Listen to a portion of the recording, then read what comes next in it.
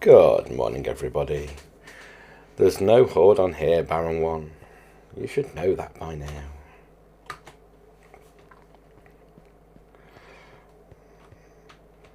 Yeah, if I was going to do one on here, it would be end raiding. Something I am seemingly not very good at.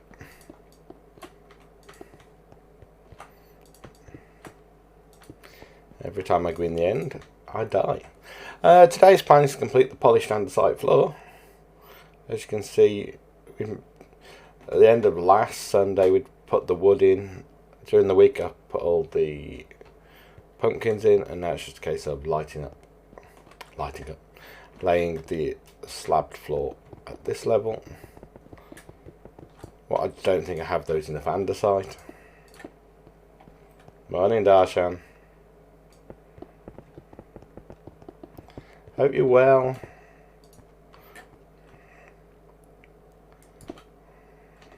Ooh.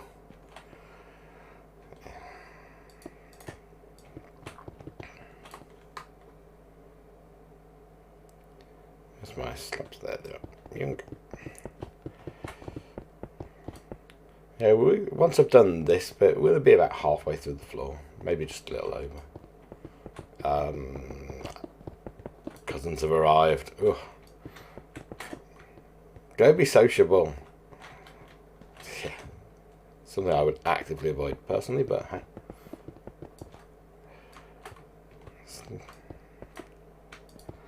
Family's important. When I was younger, I spent a lot of time with my cousins.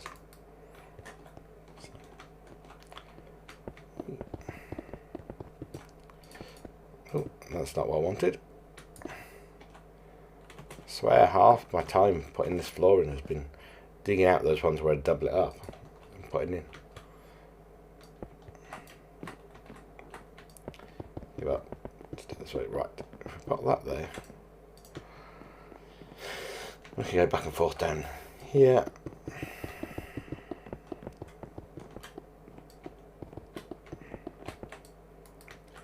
As I say, I don't think I've got enough andesite to complete the floor that I got in storage in what said andesite, so I need to go have a look, see if I've got any in any of the random chests that we had lying around.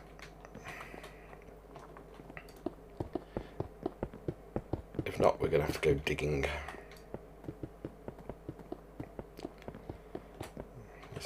Which means this will turn into a Sunday morning mining stream.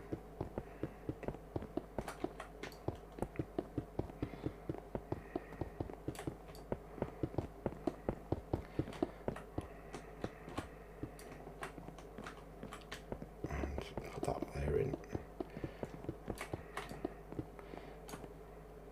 Yeah, we're definitely making progress on the skyscraper. It's become bit more of a challenge against time now. Try and make sure we get as much done as we can. Starting to go back into the office with work as well, which reduces my AM time. Won't have normally have an hour or so before work. I get to do some. But if we go back into the office that time, we'll get reduced.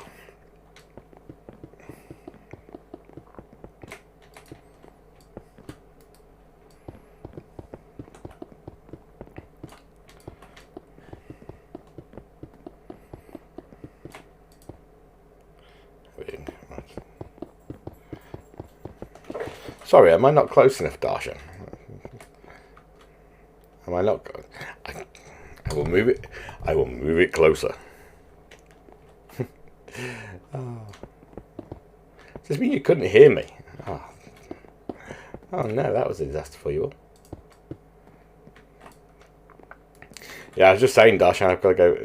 We're starting to go back into our office, which just means the time I have. Well, nifty time I have before work will be reduced. No, no, you could hear me. Yeah, you could probably hear me just physically. 1 second. Right. Let me just grab a drink.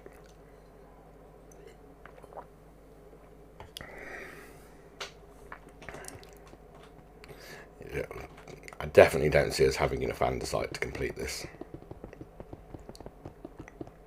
I think each row will take up a stack, pretty much, of andesite.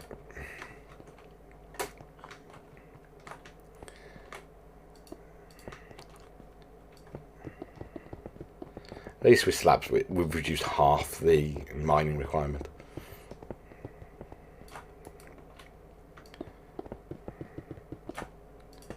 Right, let's go backwards. Ooh.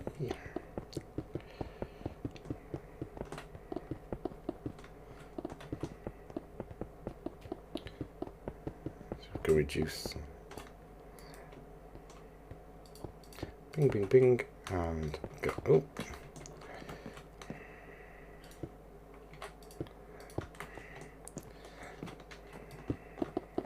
Still think it's easier to be down on the sort of floor area. I fall off way too often trying to speed bridge. That's why I would never even try it in the end. Never dream of trying it in the end. Oh. I'd be visiting the void faster than you could shake a stick at.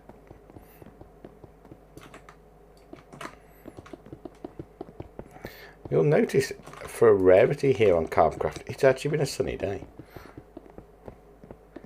I was on Thursday, Wednesday, Thursday. Of course.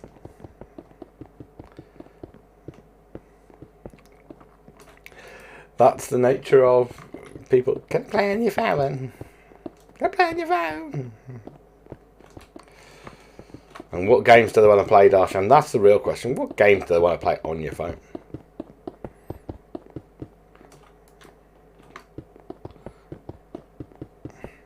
What games are popular with the kids today?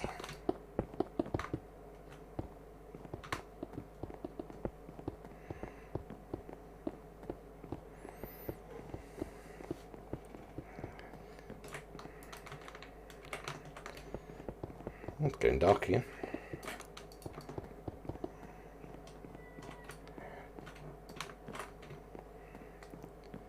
One advantage of having put all the pumpkins in now is we shouldn't be bothered by mobs.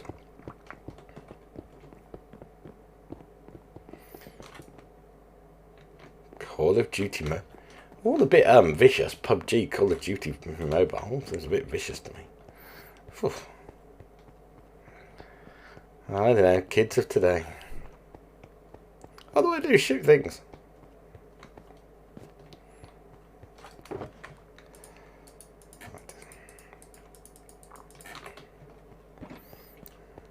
As I say, I don't see this being enough. We're going to have to go looking for andesite.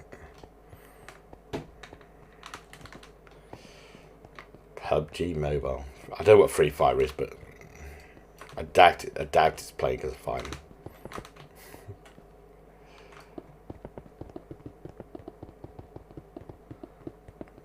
Doubt very much it's playing as a fireman.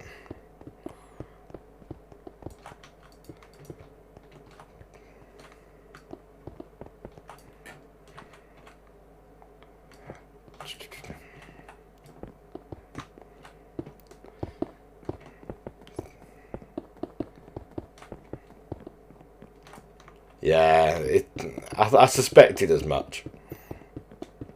I suspected it would be some form of shooter.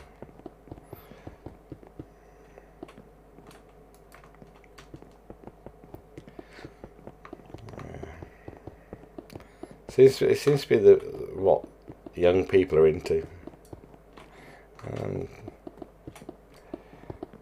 Nothing wrong with them liking shooter games. Absolutely nothing wrong with it. But I don't get all the battle royale style stuff. I just don't get it. Don't get the appeal.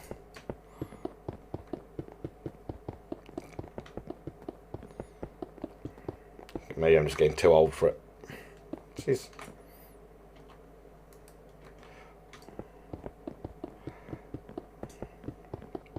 Oh yeah, that's the nature of it. But on the other hand, Darshan, if they're underage, the answer would be no for me.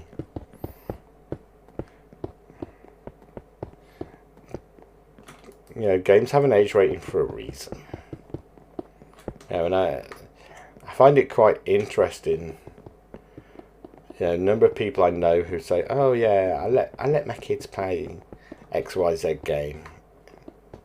They wouldn't let them watch a movie 5-6 years underage, but they'll let them play a shooter. I don't get it. All their friends are playing it. Oh, that's not an excuse. If you're a parent, you're a parent. And it's up to you to make a decision. Yeah. Morning, Manchester. How are you this morning? Are we back on bread duty? Yeah, absolutely, Baron One. Absolutely. I've got a button somewhere. Right, there's a button. Yeah, I've always tried to either research it or play the game myself before I would ever. Yeah, you made the bed yesterday. Good man. Yeah, always a pleasure, Manchester.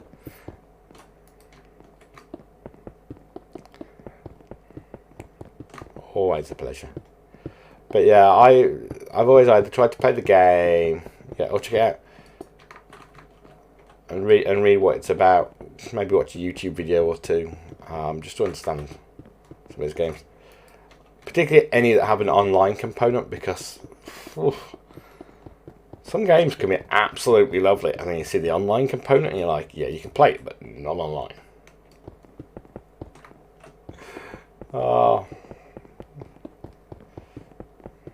There's no cheats in creative on my world, Darshan. God no. The only cheat I have used ever, to my knowledge, is the one on speedruns where I go, locate fortress, locate stronghold, when we've completed the speedrun and I've died. So obviously I use that one a fair bit, because obviously I die quite a fair bit.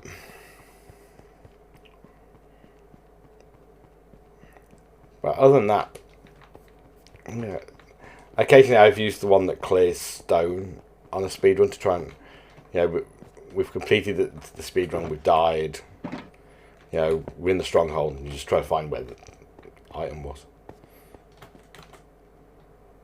But that's not for playing. Yeah. Oh no, I wasn't implying you were, Dasha. I wasn't saying you do that. But I've seen a number of people who do. Hello, mystery person who keeps sneaking into my basement.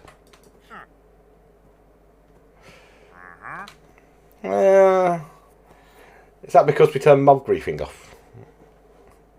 Magister. Do any of this stuff. Dripstone, pink dye, sea pickles, lilac.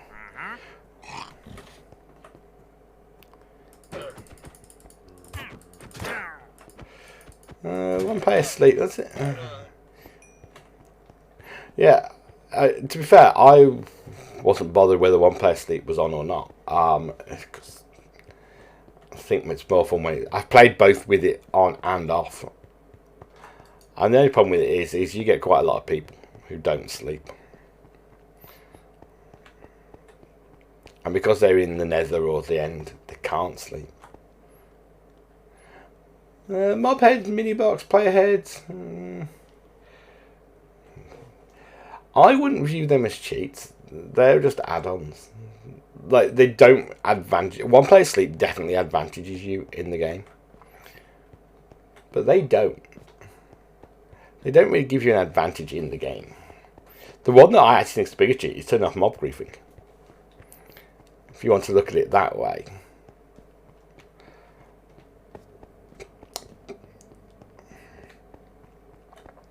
I don't let them play. My father tells them.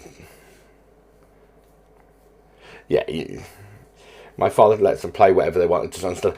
And that's the problem, Darshan. There's a lot of people make decisions who don't understand. Yeah, I get that. But that's because it's interesting you say that. But things like player heads, mini blocks, mob heads, It's just because of the way Bedrock's designed. It's that you have to have cheats turned on. And one player sleep I can see is, I suppose I can see he's cheating. Even though I don't personally think of it that way.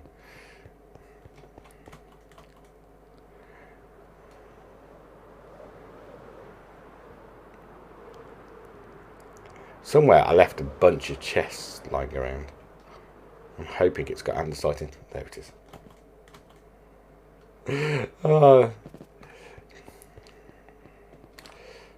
Only because people never sleep. Luckily we have got andesite in some of these chests. Let's take the andesite out. No, one.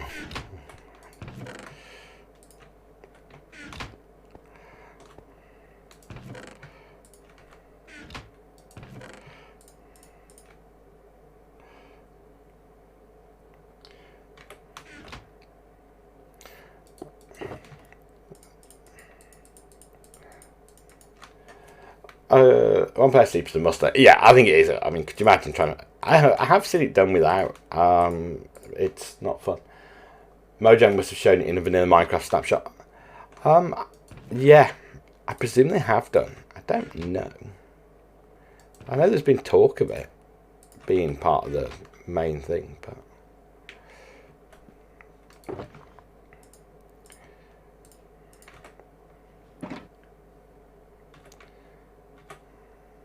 How much we got there?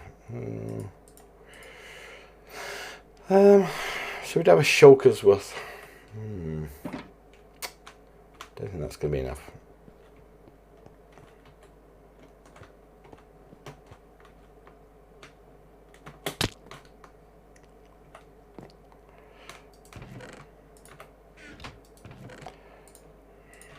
We can get a bit more. I think it will be okay. As you can see, I'm not struggling for stone anytime soon.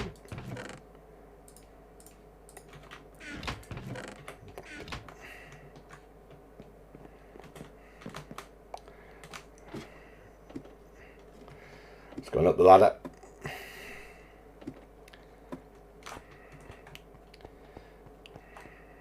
Let's pick up the box.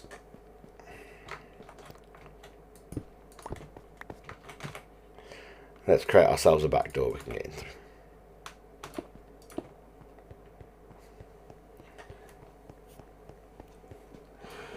You don't like counting blocks? No. Nope. Nobody likes counting blocks. 10, 6, 3, 2, 1, 9, 4, 16. Yeah. Darshan. I'm not worried about zombies on here. I'm not worried about zombies on here in the slightest. Zombies on here.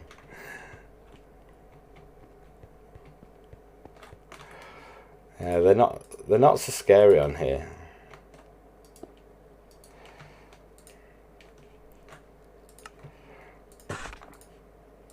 Endermen way more scary on here.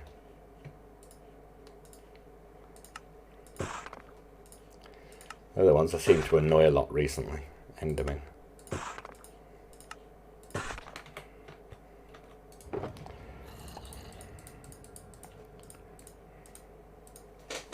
No worries.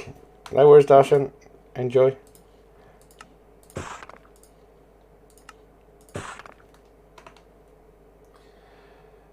That one. Right. Let's make ourselves more of our slabs. Doesn't matter if we overmake slabs. I'm not going to use the andesite for anything else at this stage.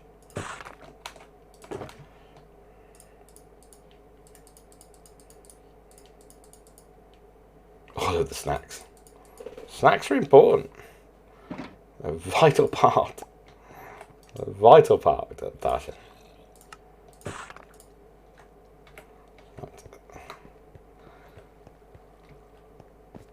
Per house, you'll need 1,065 concrete, 793 terracotta, 1,306 slabs. How many houses have you got again?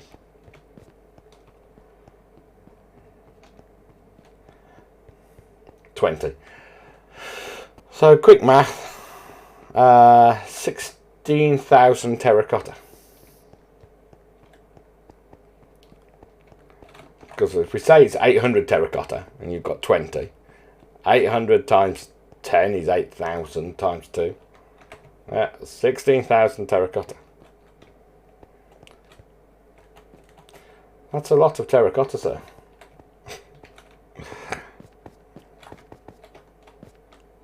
That's a lot of terracotta. Is there even enough terracotta in any of the locations?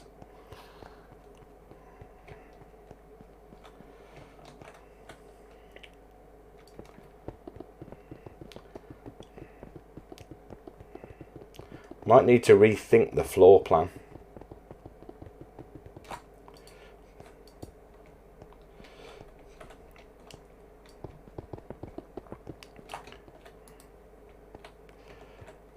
Just reduce the amount of terracotta. It's just because terracotta is a real troubling thing to get hold of. Could you potentially go to a diorite or quartz or even quartz floor in, say, the bathrooms? Have a similar tiled effect, but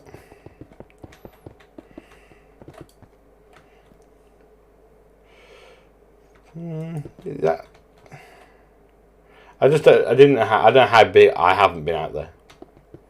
I don't know how big the mesa was as to whether you'll get the full 16,000 terracotta. 16,000 sounds a lot.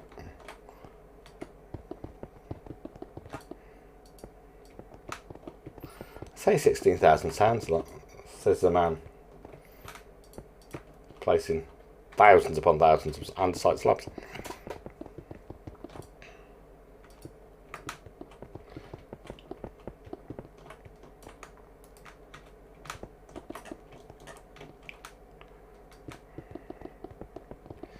Yeah, the other stuff's easy. I mean, the only problem with concrete will be the time to take the die. None of it's insurmountable in terms of getting it. It's just time consuming, isn't it?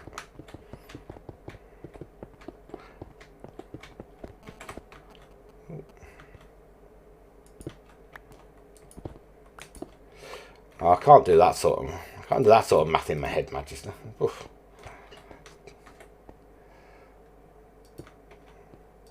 Yeah, yeah, because it's about 1,500 a shulker, isn't it? Yeah, that isn't too bad. You're right. Yeah, with abacus. Yeah, I normally use my phone. But let's be fair, we already know Nifty's Minecraft calculus is not good. We met this before.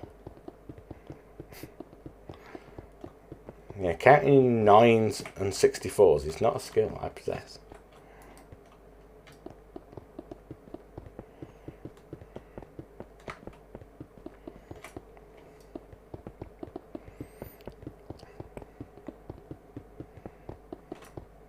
Yeah, I can't wait till you start building.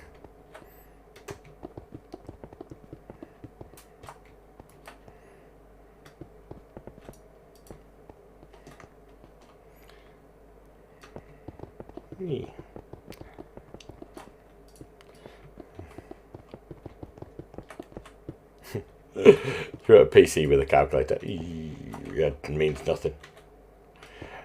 See, there's a myth. Calculators. They're a myth, Magister. Because calculators only give you the result of what you enter in. So if you don't understand what you're entering in, the results are nonsense. You know, and the number of things I get at work where people say, I've done it on a calculator. Well, yeah. What calculator did you use? If you don't put the right numbers in, the calculator will give you any result. Or my least favourite thing, I've got it on a spreadsheet.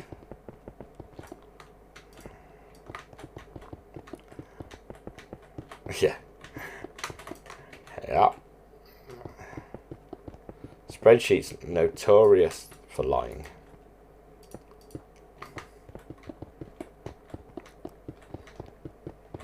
I once read an article a few years back. One second, guys.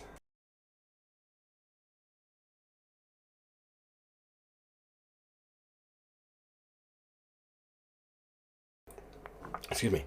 I once read an article a few years back that said if you want to ever get promoted at work, have a spreadsheet with some graphs on it. Now later been substituted by a PowerPoint slideshow, but yeah, people automatically trust spreadsheets. Spreadsheets, PowerPoint slideshows, people automatically trust them because it must be correct.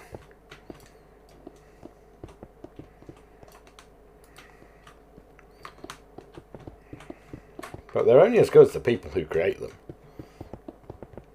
And I know, having worked in a lot of places, there are a lot of spreadsheets out there that people use day in, day out, week in, week out, that they don't actually understand how they work because they were created by somebody else.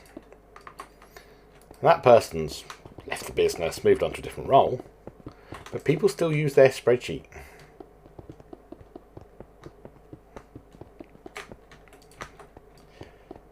Yeah, we've been using this one for a long time. Yeah, because they never go corrupt. No, nobody's ever accidentally inserted a row and missed it out the total.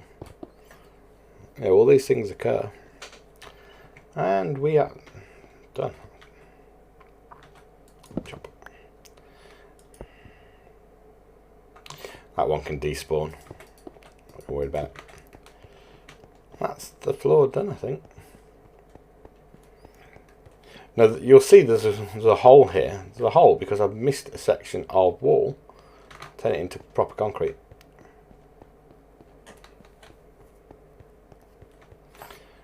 We're going to go do that in a moment.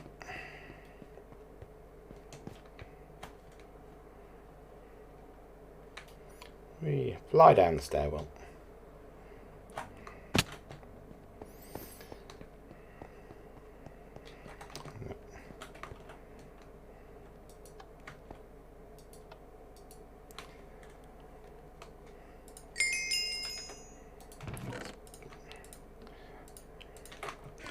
Go grab some water with the bucket. Then we can do that and finish off. One's at the ready. What an interesting title for a song.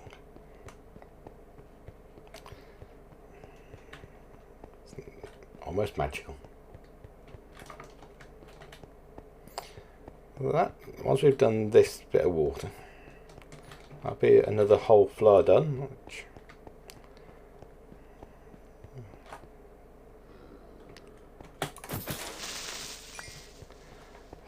Good old source of gunpowder.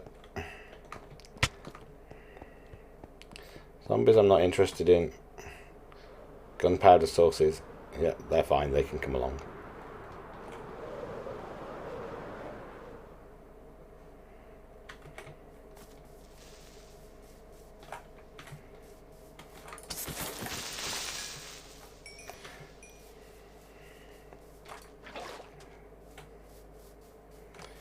Just collect some more gunpowder while we're here.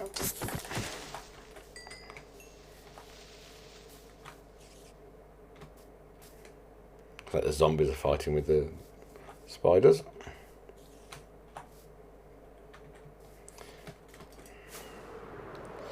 Let's take a fly away.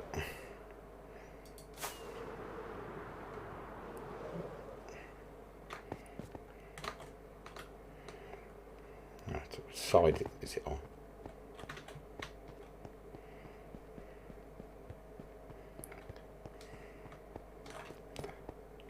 Need to go up a layer. See if we can find where that. So it's this side. Oh, it's the stairwell side. Interesting. Climb all the way to the top. And meet our friend the zombie up here.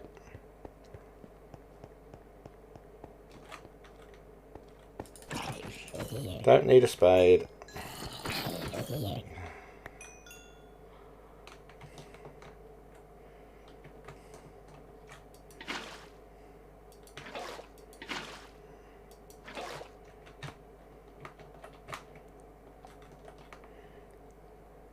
That should do nicely.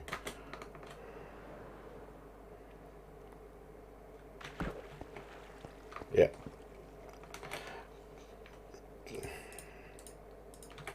Pick that up and we can pop that in there. Done. That's another layer done. Next step, knock through on the floor above. Then we need to put another roof in. Now comes my favourite bit, trying to work out where the doorway goes. 97, 98.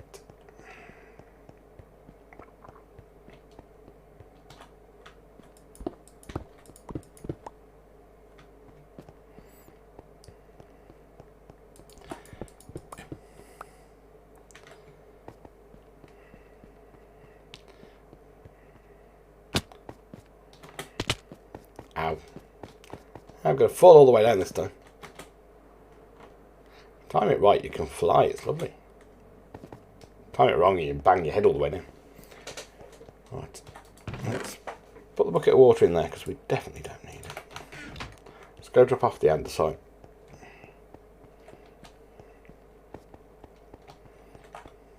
Granite, andesite. Polished andesite slabs.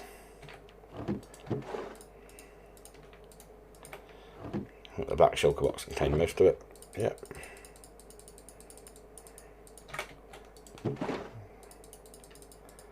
Let's fill this all up.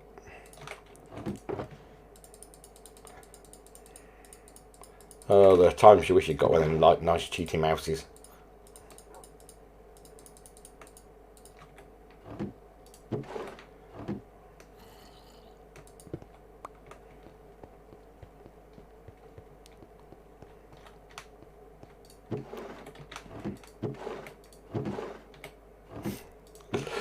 It's just times like that you're like, oh.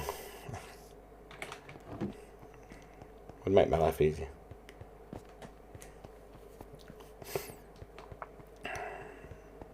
While we're down here, might as well go sleep. And sleep.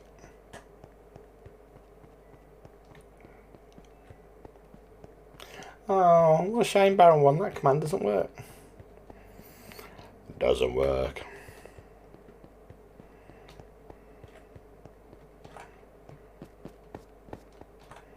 I don't have any skulls anyway. I'll have to go make the effort to go fetch them.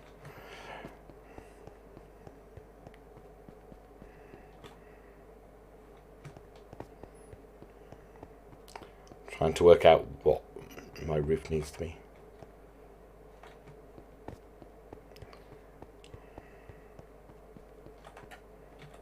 What we got? We'll do dark oak.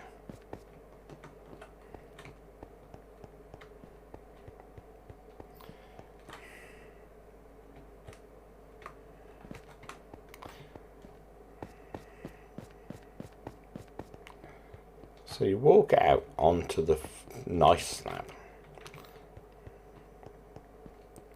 So, ow. Loads. Loads and loads, Baron 1.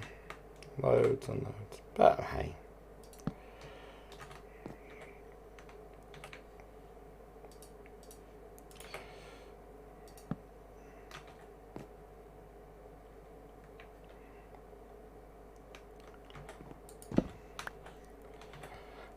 I'm hoping to make progress.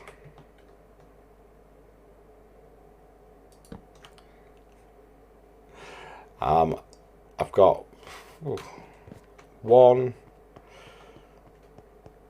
2. I've got 3 floors to do of this main building.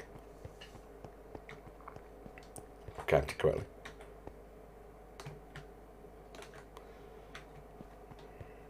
I think 1, 2, 3. Yeah, 4 floors to do on this building, on this part of the building, and then I've got the top half to do.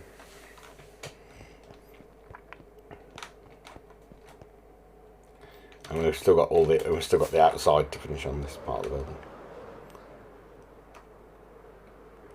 That's spruce in that direction.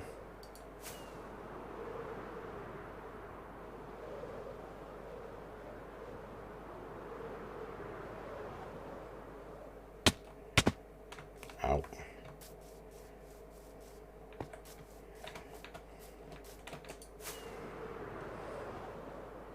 Trying to find it.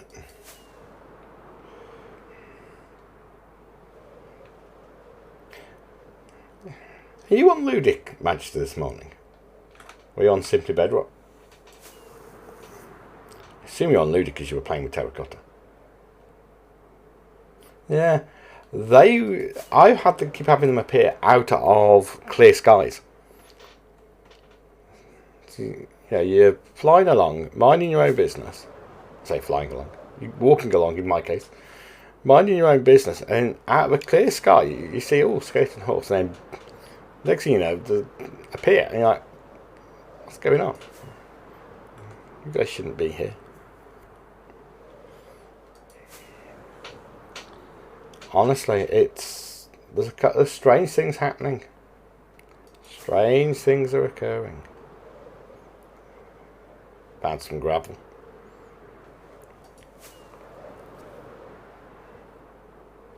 Suppose we can find some dark oak. I've got some, but I haven't got a lot.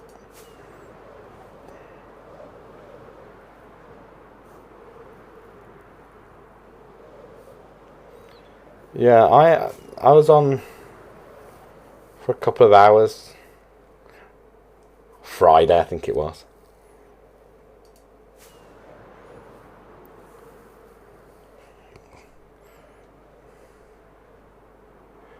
This looks like dark oak.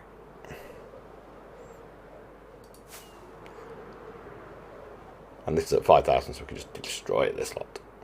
Super.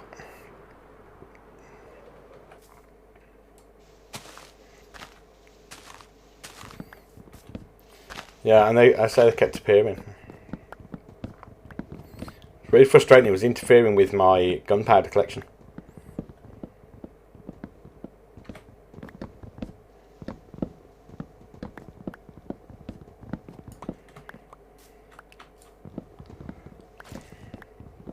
It's kind of frustrating.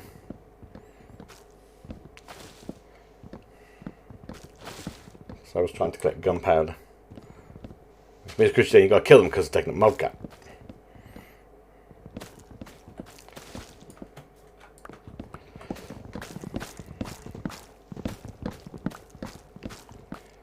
Grab some dark oak.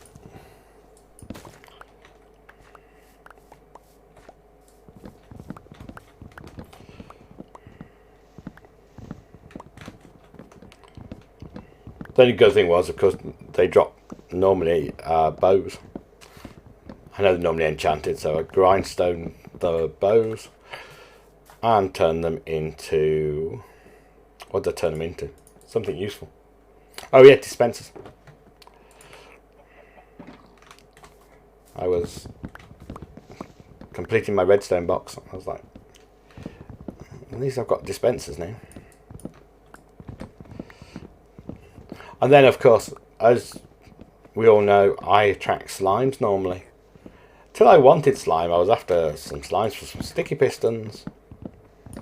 Could I get slime to spawn? No. Normally I'm there minding my own business. And they were there.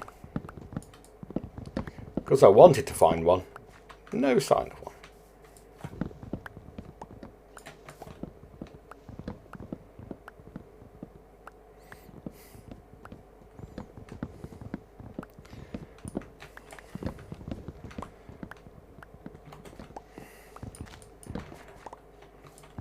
So I gave up and I decided to go looking for some other components I needed for my redstone box. And lo and behold, the minute I'd given up and I'd wandered off, what could I hear? Slime. And it was a big one. Which was ideal. Yeah, I think I attract slime chunks. I don't know, there was something in my head that made me think slime chunks were reasonably rare. But they don't appear to be anymore. They appear to be far more common than I thought.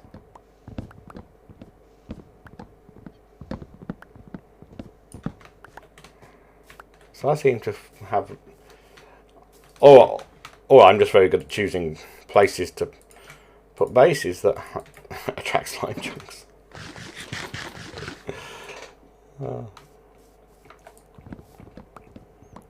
Yeah, I think next time the world gets reset and any of the SMPs I'm on, I'm going to actively go on chunk base. I normally avoid chunk base as best I can because it kind of spoils the fun. But I think I might go on chunk base and just say, show me the slime chunks. And go, I don't really care what biome I'm in as long as it's not a slime chunk. I'm just sick of them. Sick of dealing with them all the time.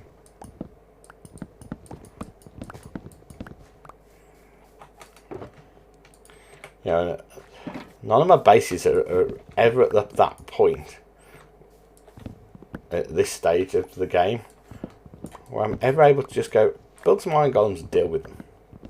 Iron golems always get lost in the nether or through the portals, or they get stuck in the lava, or they just despawn.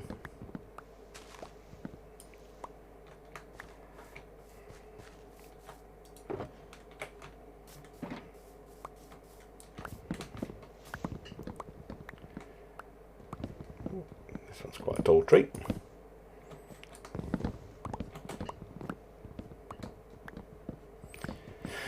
This one is quite a tall tree. But yeah, I always just thought, they were reasonably rare, and I was like, Won't matter where I build my base.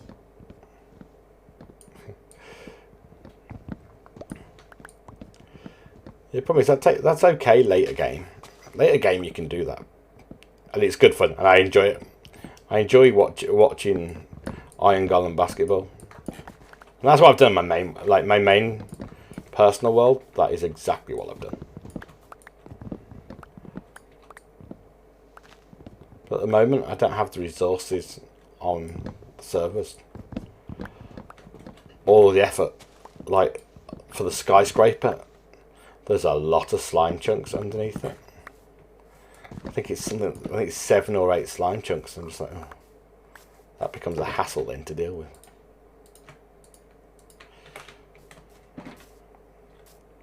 You come with me.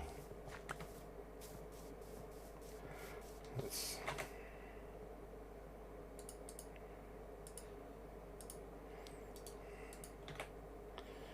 pop you there and there. Yeah, that is funny though when the iron golems start throwing the slime around.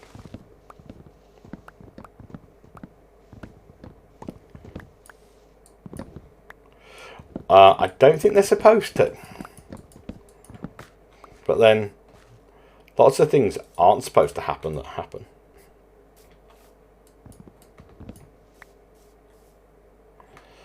I think once you build player, iron golems built by the player are not supposed to despawn. But where else do they go? If they're in a trapped room, where do they disappear to? When I say trapped as in they can't get out, not trapped as in lava pits. But they're in a room that they can't get out of, so where do they go?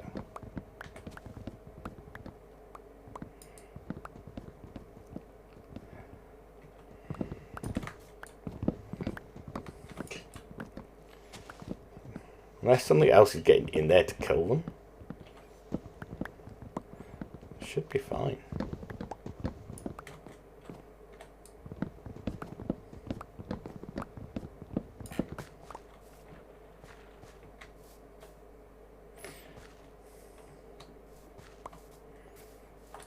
Yeah, I keep having them I've had them disappear. The ones from the bottom of my base here on Carbcraft, I did put a couple down there.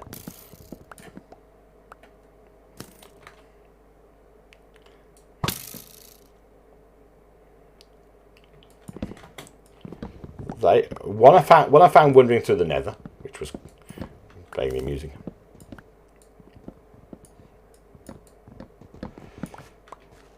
Yeah, I'm not too worried about the sneaky skelly. He's not gonna. One on his own isn't going to be an issue. When it's got a few friends, they become far more of an issue, don't they?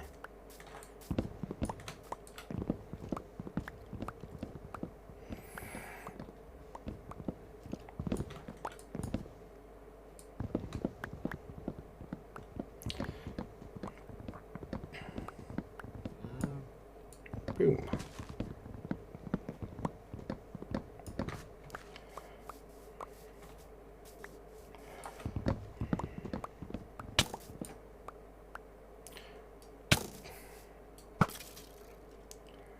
Honestly, go away.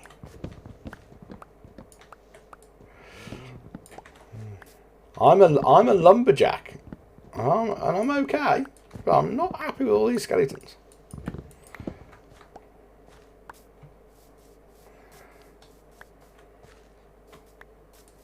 Ooh, that's not dark oak, that's standard oak.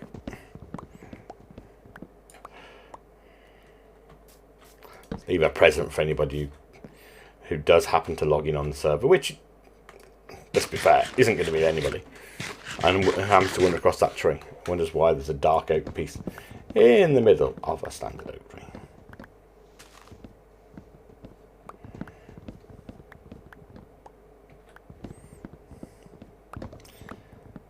I repaired it. Don't you worry.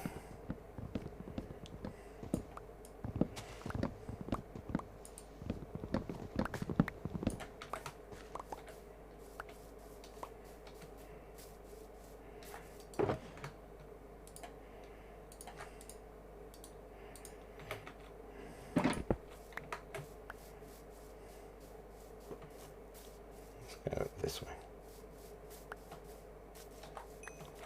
Go deeper into the forest.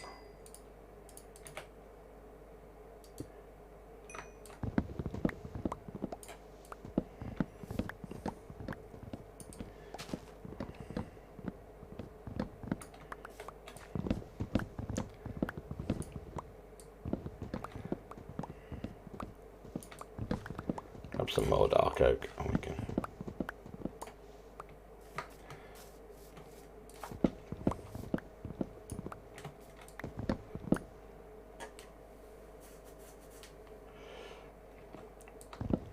yeah.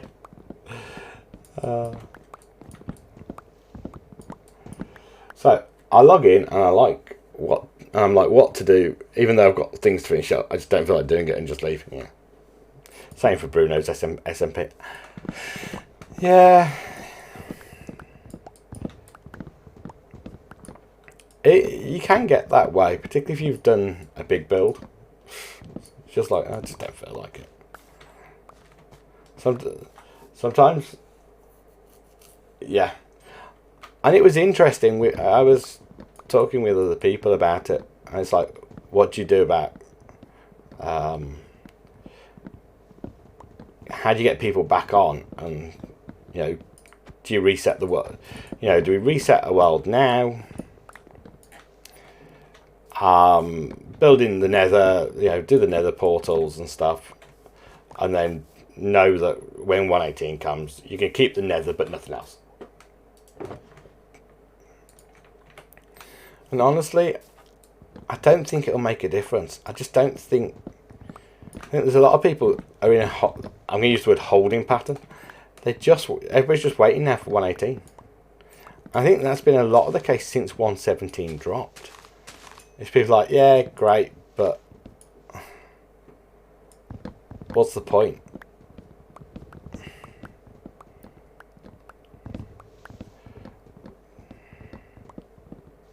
Like, well, what's the point in me building anything at all? Who knows what's going to happen when 118 drops? Yeah, that's the thing. It's not like it's just SMP related. Well, that's why I've got a stripped log. I don't think it's particularly SMP related. I think it's just Minecraft related. A lot of people are just waiting.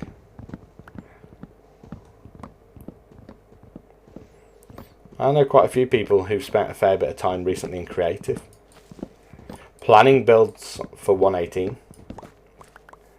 doing looking at things they want to do with redstone. So they've been sort of learning that bit.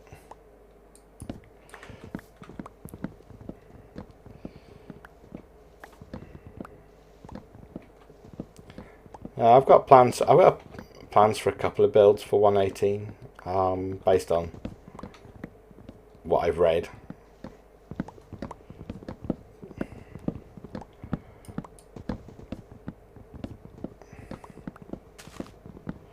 I'd like to say they're not going to be big or ambitious, but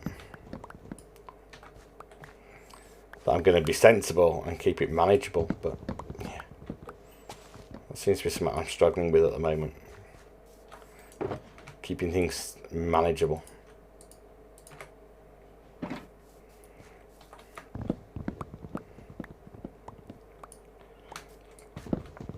Yeah, I think when you know it's going to be an overworld reset, I think if it was... I don't know where they're going with 119. You know, I'm not privy to any insider information or anything. But if they did decide to do an end reset, which would make sense, we've just had a nether update.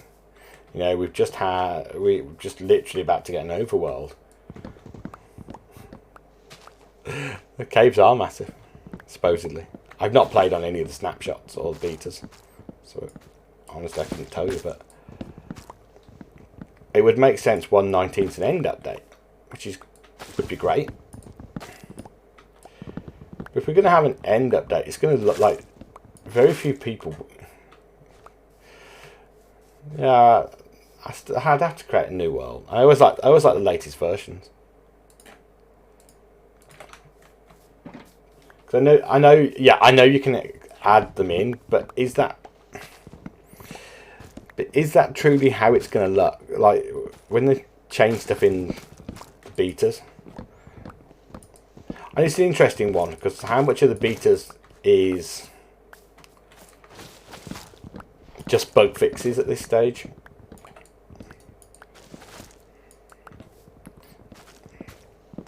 Again, they don't ring me and ask or tell me, so I don't know. But it would make, like, an end update would make absolute sense as 119. The end needs some love. It also needs wood. That would be my suggestion. If you're going to do an end update, put some trees or something. Trees. Bit of variety. Some more blocks. Food. You've got food. You can eat the chorus fruit.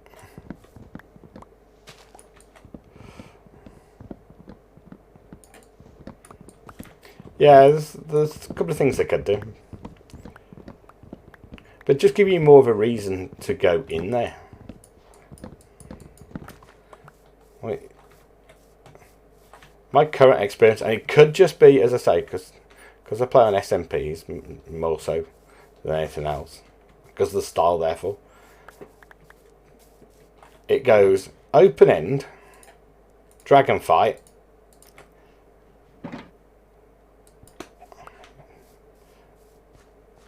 get shulkers, never go back to the end again. That seems to be how it goes. The only time anybody goes in the end is if perhaps they need some diamond stuff that they couldn't get. But that tends to be more early game. Yeah. Yes, respawn points in the end would be lovely. Those of us who have a habit of dying there, it would be lovely.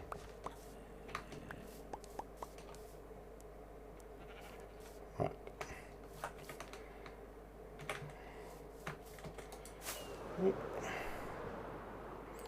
Wrong way.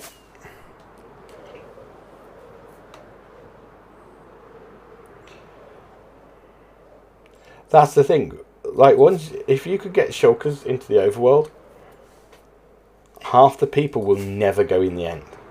They'll just wait for someone to build a shulker farm on SMPs. That's how it will work.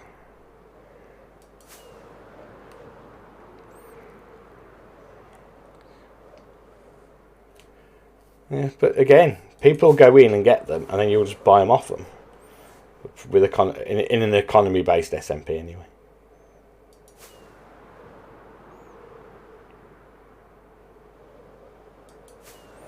You'll just wait and buy them.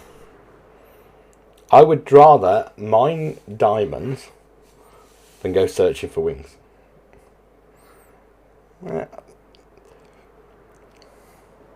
But once you've been there and you've got stuff, and I mean, you always leave half the shulkers. So. Yeah, I wish I'd left half the shulkers. I think there's a secret. I think you just need to be. I think people, you go in there, you just need to be sensible. I think that's the answer. Stop thinking you're invulnerable. Well, at least that's my answer. But once I've got enough shulkers to fill my ender chest slots, so really a stack of shulker shells does it for me. That gives me enough to make ones to go in my ender chest, and then a few for project stuff. Once you've got that, it's like, well, and I've got all my enchanted weapons and all my armor. What do I need the end? What? Honestly, what do I need the end for?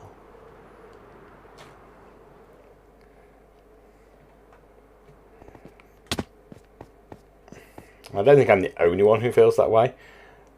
Like, once you've got your gear, none of the blocks that are there. Yeah, I'm not going into the end to get purple, because I'm never building with it.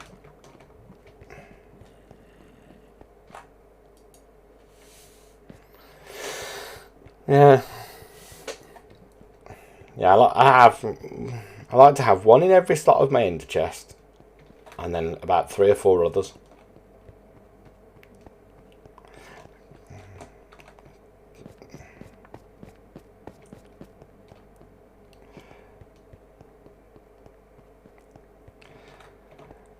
Each to their own, Baron One. I mean, that's the way. That's what we love about Minecraft. But I just never go back in. It's like, I'm here, done, never going back in.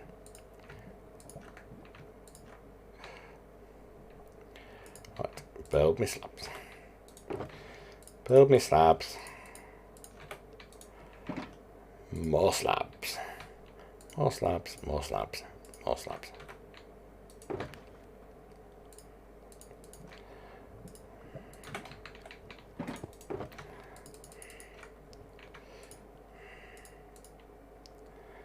Let's drop some stuff into here that I don't need to have out, just so I can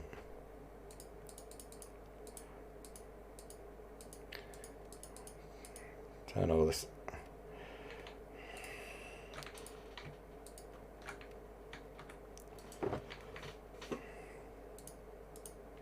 Oh, don't want that one.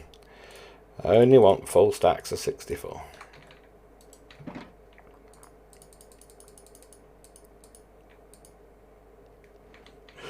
At least with the nether, there's stuff I want in there. That's my thing. At least with the nether, I go in there occasionally because there's stuff I want. Although, to be fair, I could just trade for the quartz. I don't really need to go in there, I suppose. But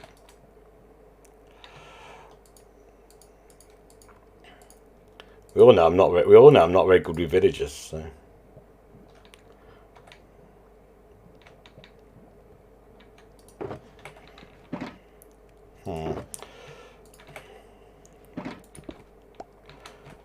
We all know I'm not good with villagers.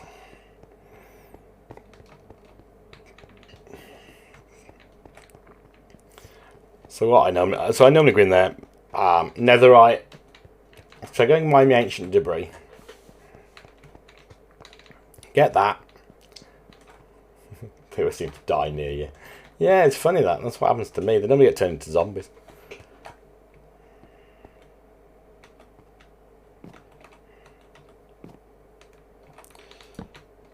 Yeah, so you go in.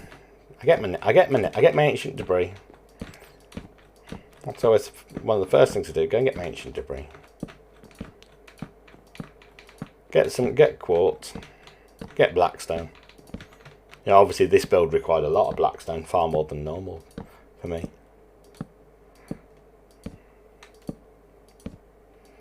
And then I'm generally not back in there unless I want. Yeah, but I mean, once I've done I've got to do my armor and stuff. Once I've done my armor, yeah. Well, on Carvecraft I didn't. I didn't go debris hunting. I was actually looking for blackstone and for the basement. So I didn't actually go hunting for it, but normally I do. I go in.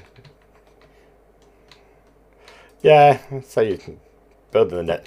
Yeah, if you're digging out there for any other reason, you wouldn't need to go. So I was after blackstone, but like once you get blackstone, it's like job done.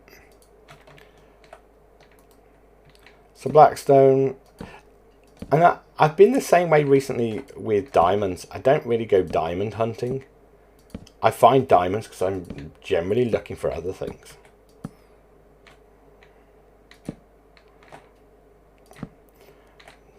In my case, it's been recent, even since the update.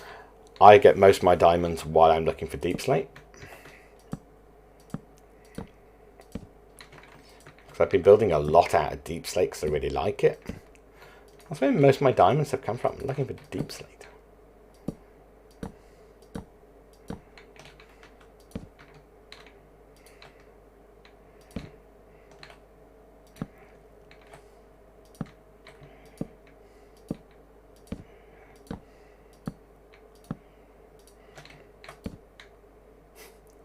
Yeah, 49 diamond blocks. That's the thing. Yeah, if you like when you come across it, I know Magister doesn't have a lot of luck with diamonds recently, but they seem very sporadic at the moment. They seem clustered. So I seem to find areas and I'm like, oh, diamonds. That's handy. Then I'm like, more diamonds. It's almost like you find them and they're together. So I don't know whether that's intentional. It's just been the way my mining seems to have gone.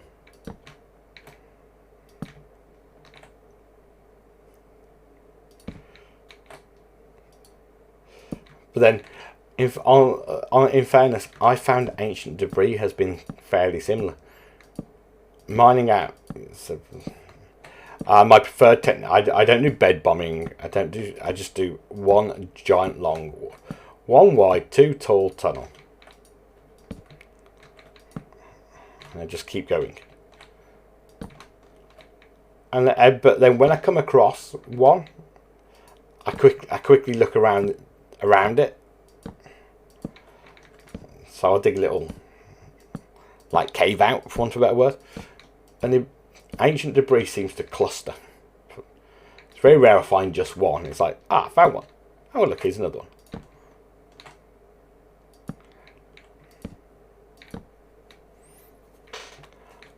I just don't see the need for the bed bombing or the TNT bombing techniques, because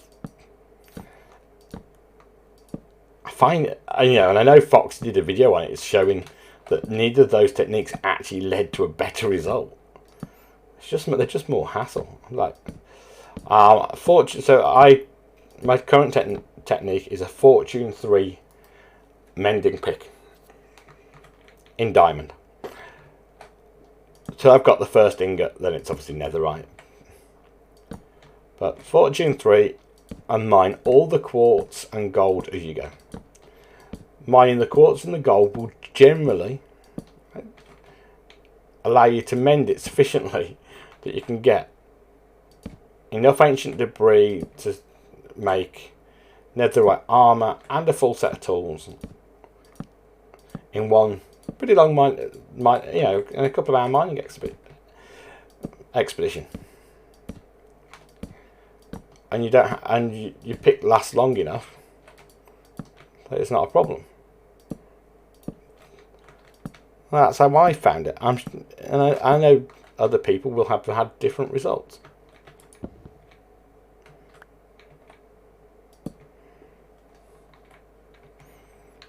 That's just the way I find it.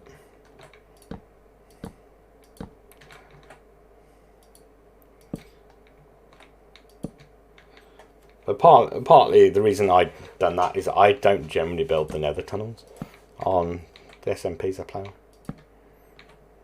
They're either already done when I've joined, or I'm letting somebody else do it.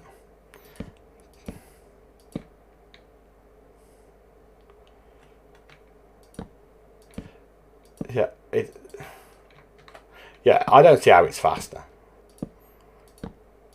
And then you're creating big areas where mobs can spawn. Yeah, don't get many mobs in my one wide 2 tall tunnel. I'll say I get none, but I don't get many.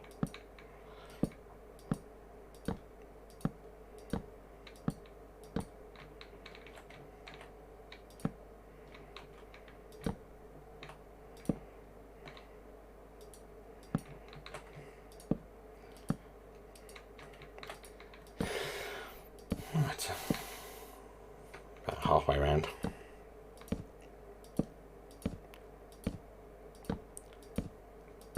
Damn it. We've been going just over an hour. Completed the andesite floor. Woo! Oh, that's even worse. Like if you're inside trim, don't bed bomb. That's just yeah.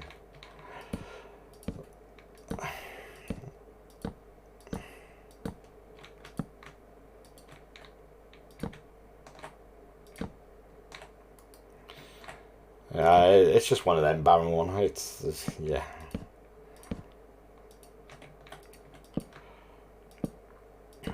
Yeah, I noticed when I was building my tunnel on here from the nether tunnel, from my portal back to the main tunnel, somebody had dug a tunnel and it like parallel to the main one. I was like, thanks, I've now got to fit all this in.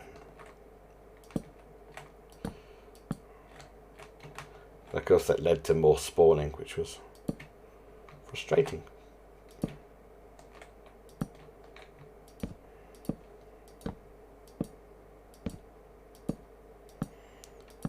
Yeah, it doesn't. It's like someone's gone. Oh well, I'll be okay at like Y5 or something. I first noticed it because I was digging along, minding my own business, and then fell into the tunnel. I was all confused. I'm like, well, I didn't just dig this.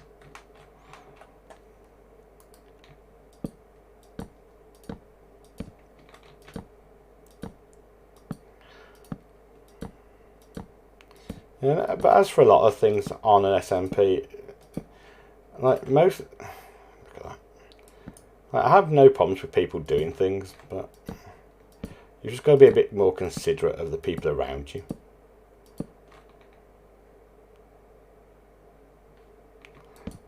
There's a zombie or two up there. Yeah, I fell in the void. Yeah, no, you didn't.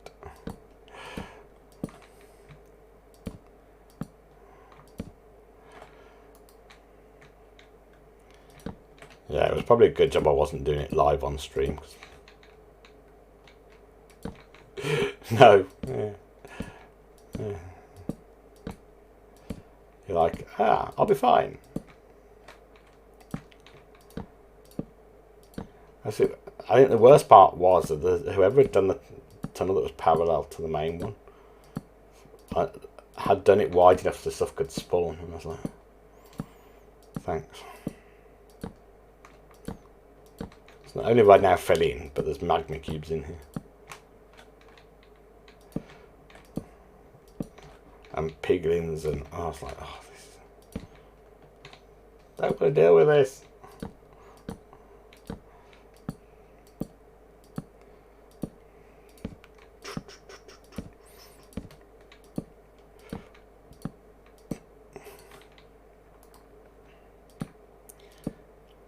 Yeah, it is the one thing I'd say. If you're playing on an SMP, just be considerate and be open about what you're going to do. If you want a bed bomb, absolutely fine.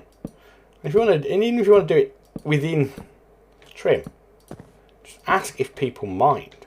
It's not, it's not difficult.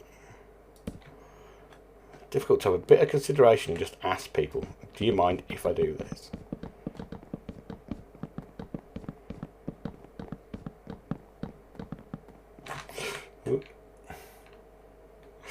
Oh yeah, that would infuriate me. That would infuriate me, and I'd be annoyed.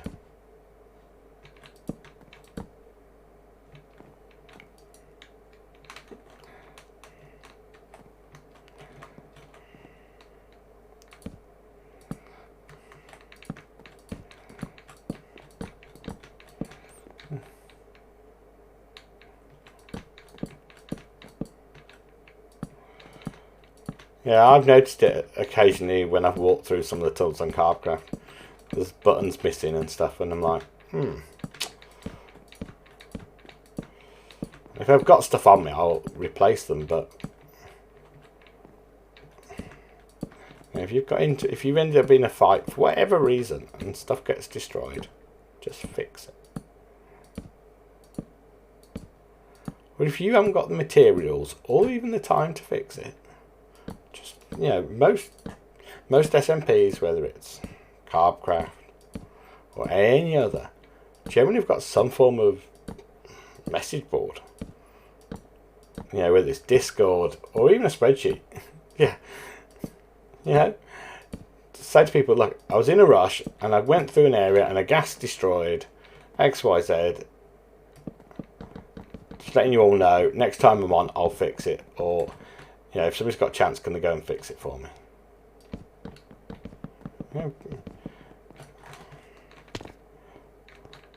Generally, we're not, most of us who play on SMPs are not unreasonable human beings. We know people have lives. You can't always, stuff happens, you can't always get out and fix it.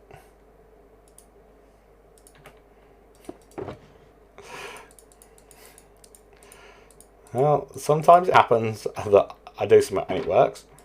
Yeah. Normally fall off, let's be fair.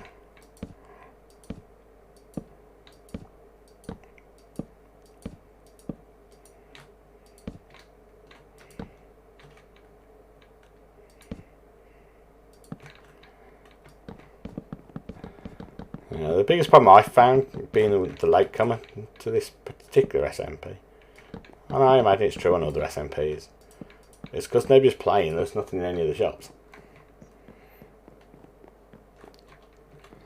Nothing to buy. Nobody's stocking the shops up.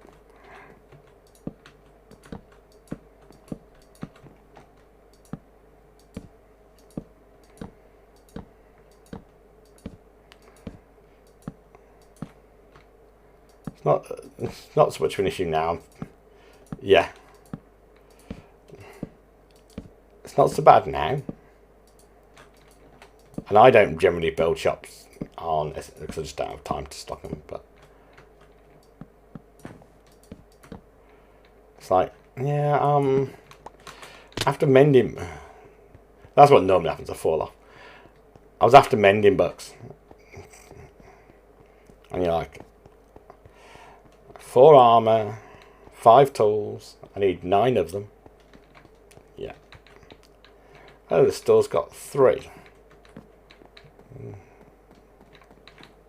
And the person who owns the store's like, yeah, I'm not really around much. You're like, great.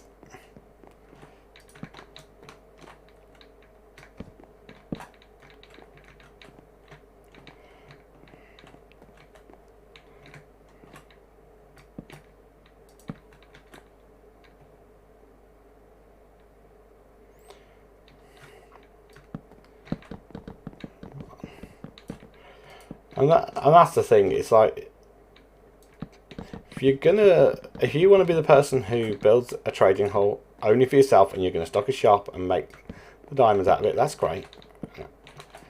Fair play to you. But you've got to be in it for the duration. Otherwise you end up with a load of village trading halls. Everybody ends up building them.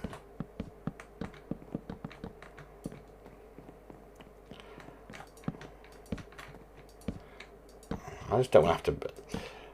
Yeah, I'm not good with villages. I'm not good with villages.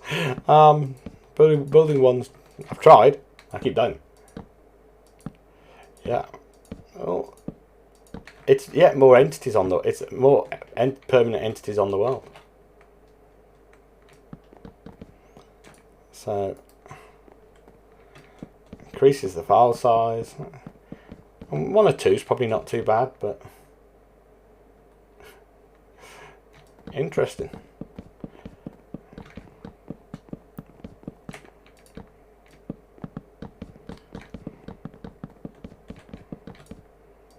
Not quite sure how I fell off there, but Bruno's SMP, they limited how many villages you can have and it can't be near your base. Yeah.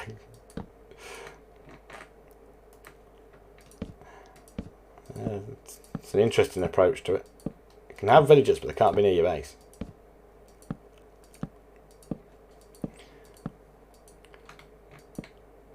My biggest problem with any village trading hall is the number of raids I end up getting involved in. Because I forget, and I kill them silly ones with the banners because they annoy me. They're always lurking around, and you're like, oh, just get rid of you.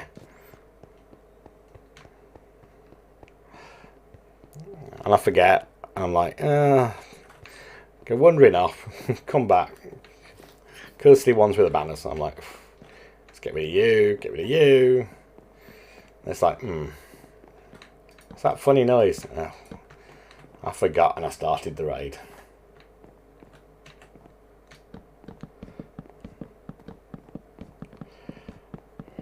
Yeah, I never think of doing things like that. I rarely use the boat trapping technique for anything.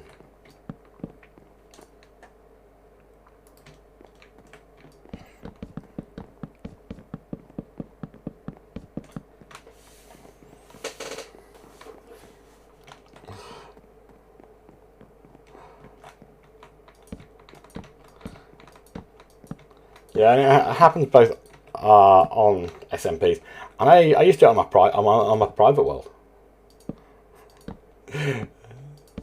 Yeah, I'd go wandering into the village trading hall because I used to keep an ender chest in there for obvious reasons. I'd be like, oh, I'll just stick some stuff in my ender chest, and I'd be like, what's that noise? And it's like, oh, I've started a raid. It's not that I'm worried about dying. I'm not going to die during the raid. Oh God, no.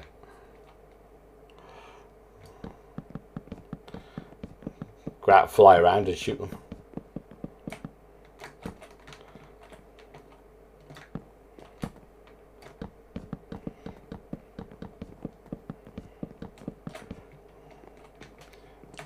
I say I'm not worried about dying. Yeah. That's something I really wish they'd fix. Is how raids spawn. You know, how hard would it be to do it so that they spawned from the world height down and spawned on the first sort of acceptable spawning block?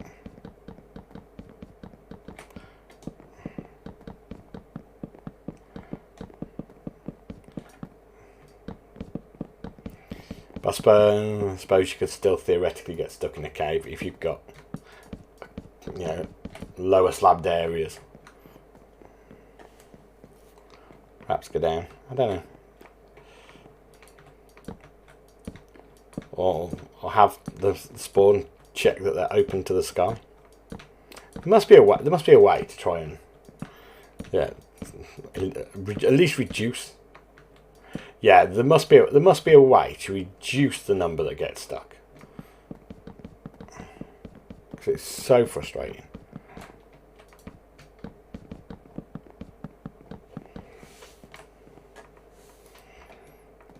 Or give us the function on Bedrock like they have on Java, where at least we can ring the bell and have a clue where they might be.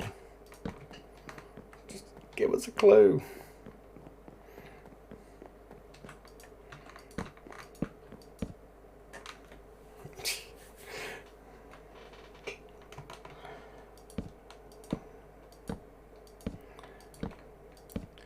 Honestly, I think the wandering patrols just need to go away.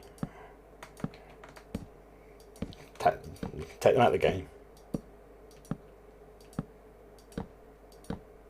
Yeah, it's like, oh, you can have this annoying noise. It's like, but I don't want an annoying noise.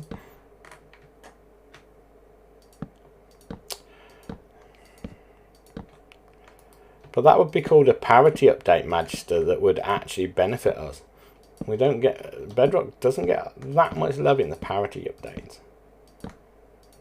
Generally stuff that brings us in line ain't really annoying. It is something that I find frustrating. Oof. You feel very strongly there, Magister. You know you've got your caps lock key. It's funny. But yeah, it's just annoying. It's like every time I read anything on an update and it has the words parity, I'm like, great. Something that was good for us has just been ruined. And I know they've talked about GT furnaces being fixed due to parity, and I'm like, great, but what about all the hundreds of things that don't benefit us? Can we have those? How about you make a parity update for Java that prevents building on the nether roof? Yeah. Do that. You know, you take away something that's really good for us, take away something that's really good for them. Oh, but it'll upset the Java community. Well, you know, you don't seem to care quite the same way about your Bedrock community.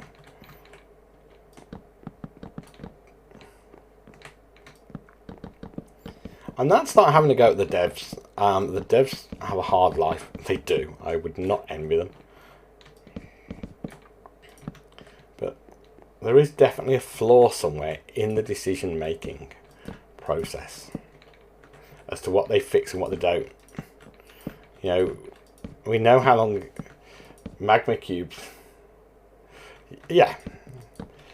And I think I don't know whether to say it's most kids, but I imagine it's a lot. I bet the average is a lot younger for Bedrock, simply because of all the platforms it's on. It's on a lot of platforms. You know, and I was interested in. I've started to see stuff about a potential Minecon this year, whether it be some sort of virtual event. Yeah, I've read very little about it, I'll admit. I just saw it start to be muttered about in tweets. You know, gonna fall off. Honestly, pathfinding occasionally, just like, what's going on? But yeah, I saw some stuff about it, and you know, they will have all these people take part, and how much of it will actually be Bedrock represented? It's like they talk about prominent community members. I know there's absolutely nothing wrong with Hermitcraft whatsoever. Those guys do a marvellous job, but they're only one part of the community. You know, I think if you're going to have a panel, or you know, you're going to talk to prominent community members, you probably need a mix. Some Java players and some Bedrock players. You know, now I don't expect them to be ringing me anytime soon. Really don't. But there are plenty of very active Bedrock people in the community who they could talk to. And there are plenty of active Java people they could talk to. You know, mix it up a little.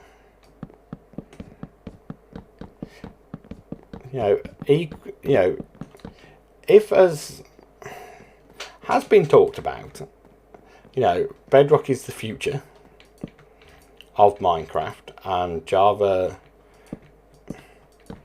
kind of is there, but isn't the future as such, because they want it on all platforms and all the rest of it. Then either you've got to retire Java at some point, which I can't see happening because of the money it makes, or you just need to start giving Bedrock the respect it deserves.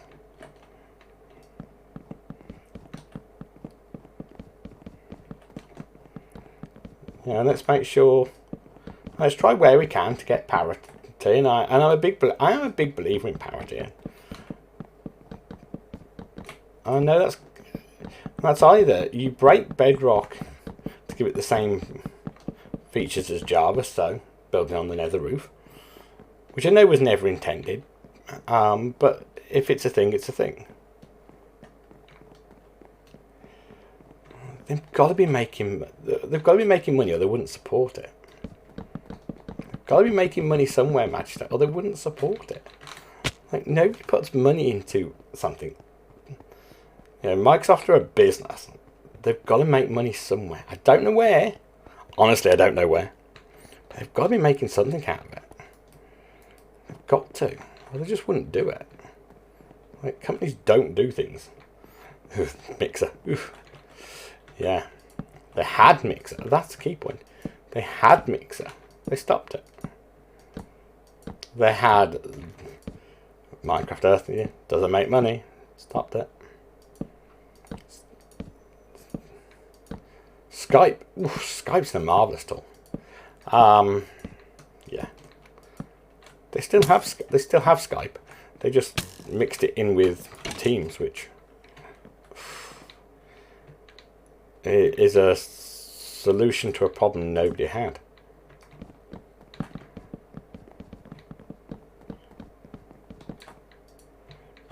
Not a big fan of Teams. My biggest bugbear with Teams is the fact I can't change the timeouts for how long it goes before it says I'm inactive. It's like, fix this bug.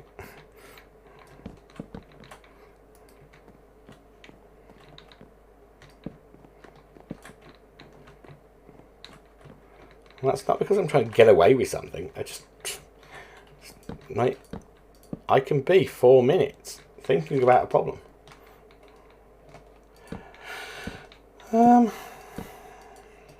No, I don't. Generally, they're not though, Magister. That's the thing.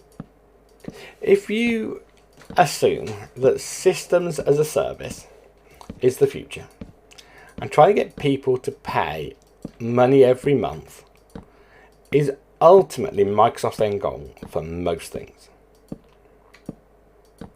Subscription services is generally their plan. And you get a committee that make decisions. Bear in mind, most things in Microsoft in reality are made by a committee. And you soon see how their decision making is generally about either buying something to ultimately fold it into a monthly subscription somewhere. So that's what the Skype purchase was all about. It was all about getting to Teams. Teams is really just an amalgamation of other Microsoft products.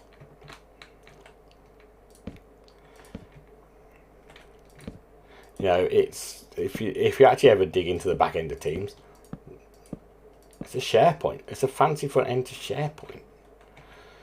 And it's a mix of SharePoint, Skype, and Microsoft Link. I don't say it's a great mix, with a bit of Outlook and other stuff thrown in for good measure. Yeah, but they just packaged it slightly differently. And they do this because they try and get you onto it. And then once you're onto it, it's, well, this tier's available. And this gives you better functionality and that you can pay this money. And companies buy licenses. You know, their Power BI software was exactly the same. They created Power BI as basically an offshoot of Excel to a large degree. And it started off life as add-ons to Excel and then became software on its own. And it was free, and it was, oh, you can do this, you can do that, you can do the other.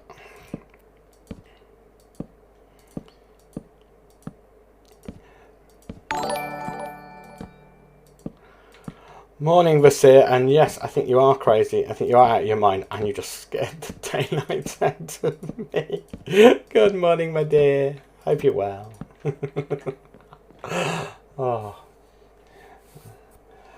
Oh, scared me. That's what I'm saying, Magister. There must be money in it from somewhere. There's got to be money in it. Like, I don't know where Microsoft make their money out of Java, but they must be making money somewhere. Welcome on in, Vasir. Hope you're well this morning. Hope you're well. Hope you're in good health. Microsoft have to be making money. If they weren't making money somewhere, they wouldn't be still doing it. I don't know. Honestly, I don't know. I wish I did. But at least you woke up before they arrived at your door. Yeah.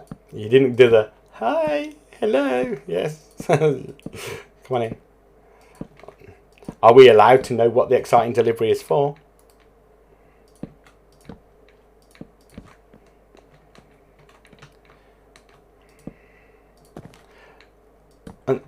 And this is what I don't get matched at. Everything, like, it's not servers. To my knowledge, it's not servers.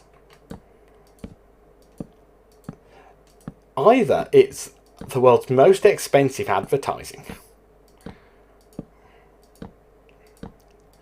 and that they use Java. I know they still sell Java licenses. So whether it's just like, well, we spend all this money updating the game, and if we didn't have Java, we'd have a smaller community of active people. I don't know. Honestly, I don't. But there's got to be. If there isn't physical money. Ugh. Morning, Cal. What are you doing up at this time?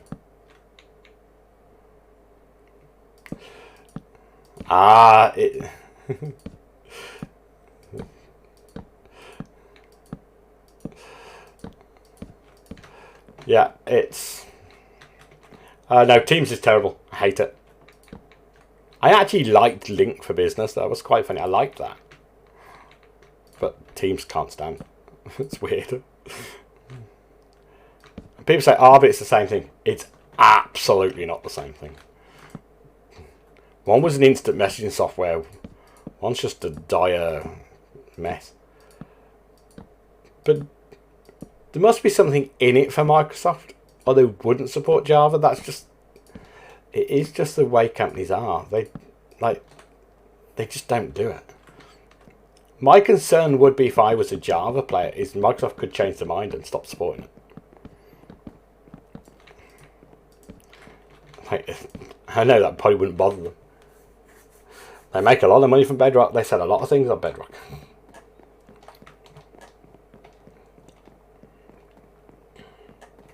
And I don't know whether as part of the agreement when they bought Mojang was to support Java for X number of years. I don't know.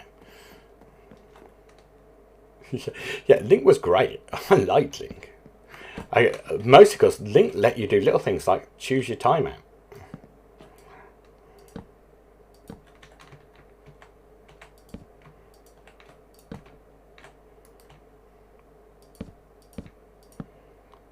Also, my big...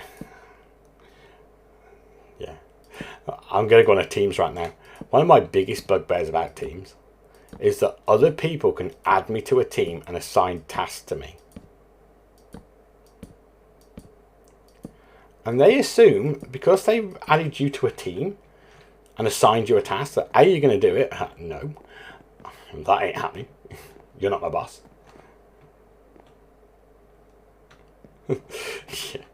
yeah. Just because you've added me to a team doesn't mean I'm doing it. And two, they don't always let you see the whole. And I've got one I'm currently a member of at work, where somebody's added me to a team, assigned me a task,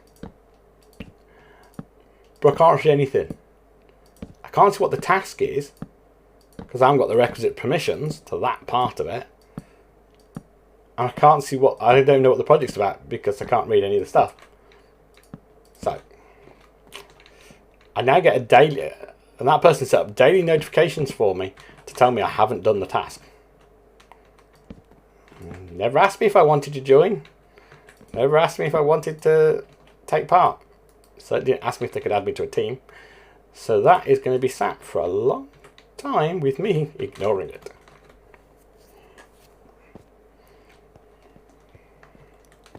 Hate teams. It's arbitrary. No worries for Sir. No worries. But they can nifty catty. That's the thing. We talk about this huge Java community, but why would you? What if they stopped? If they stopped updates for Java, how many of the Java community would know or care?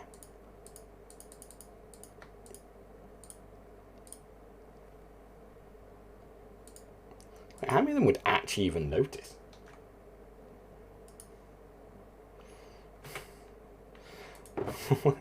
How many of them would even notice? I think you'd be surprised. I don't think many would. I honestly don't think that many would even notice. It's quite scary, but I don't think they'd notice.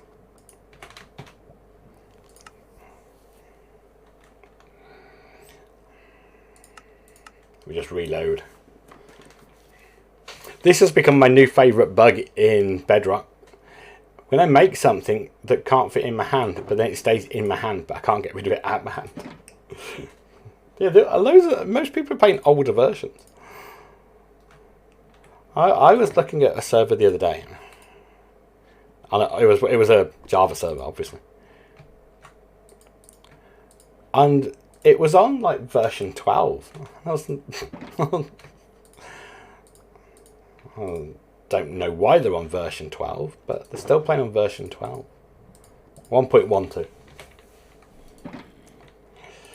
Presumably because it's a long-term world, or the mods they're using are that old. Yeah, Java players, it probably was because it was easier.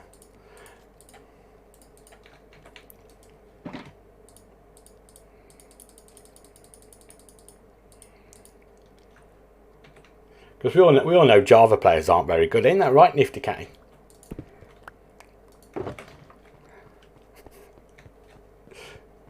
Java players not very skilled.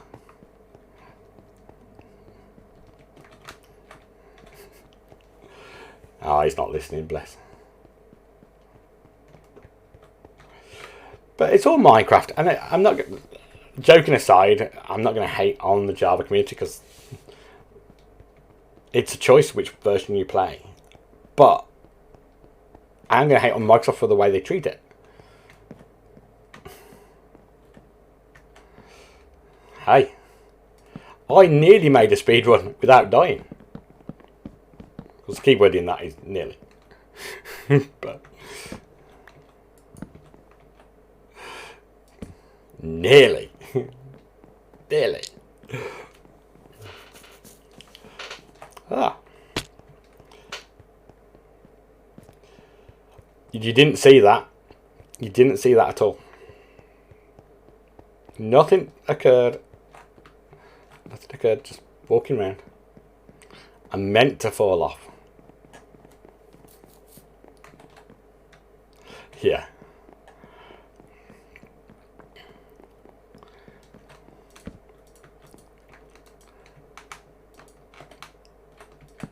Go on, lay down.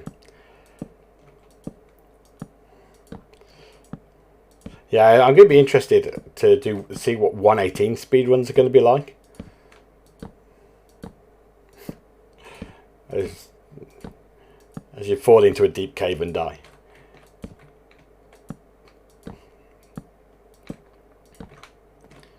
You know, and there's a lot of things in Java, a lot of mods in Java I would love to have. Very jealous of the light levels, for example.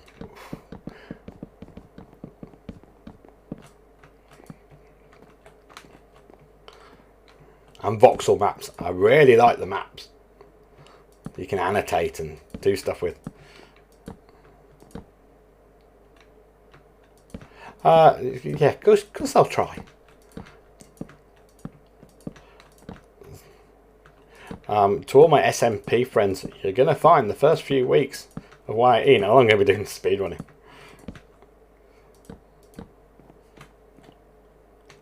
If I can get a speedrun done early, it won't really matter what the time is, I might get on the leaderboard. Of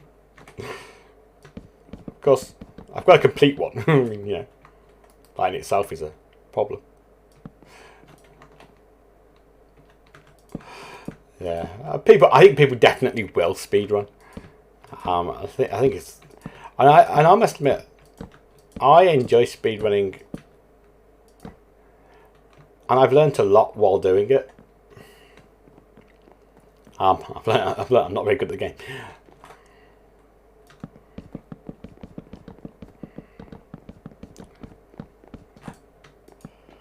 That was one of the first things I learned. Oh, I'm not very good at this game. I think when you watch a lot of people speedrun, and you see, it's interesting. When you're new to the game, and you go, whew, killing the dragon's hard. And then you watch somebody like Groover speedrun the dragon and kill it in like a minute. You're like, that dragon doesn't look tough now. Thank you for the host, Baron 1. All my alerts are working. This is a novel concept today. This is a novel concept this morning.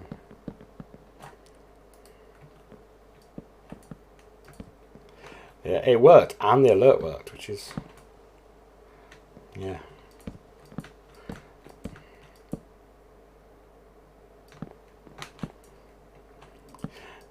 I know. I've been trying to fix stuff. But I don't like the alerts. I need to come up with a new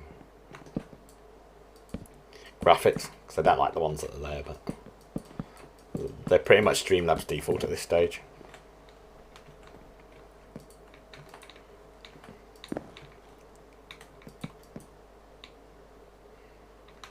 See if we can get rid of this rain, because it's...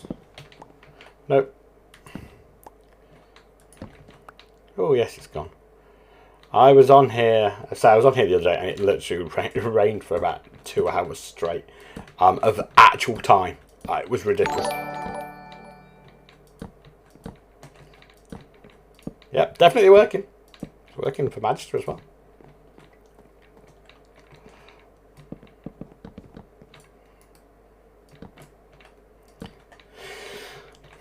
Right, let's dig it. Oh.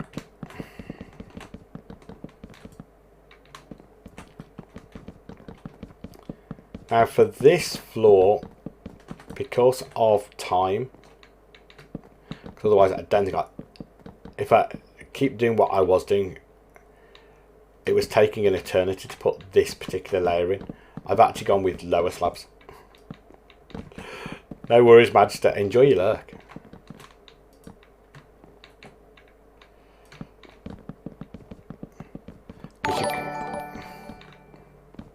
Thank you, Cal.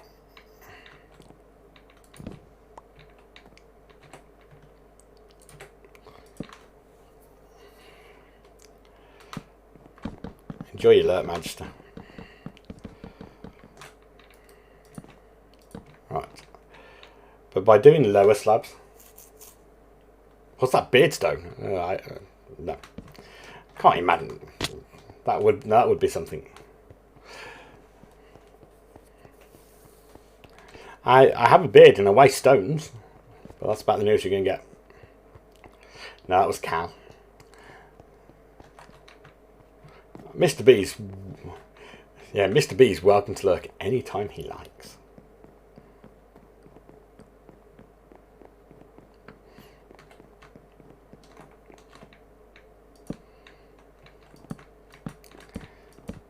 There are some very skilled lurkers in the Bedrock community. Not least is Mr. Groover Guy. A champion lurker if ever there was one.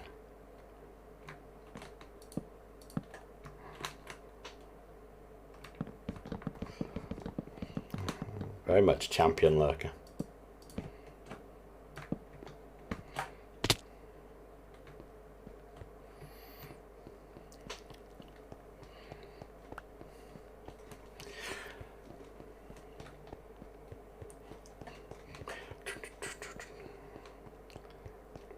Yeah, today, if anybody was curious, today I chose the Pretzel Rocks Epic playlist. I think I have a different definition of epic to them.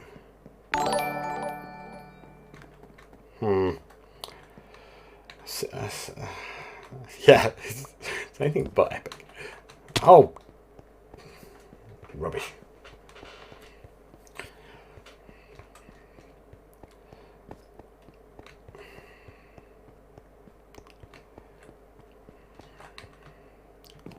I see the lunar bots are back.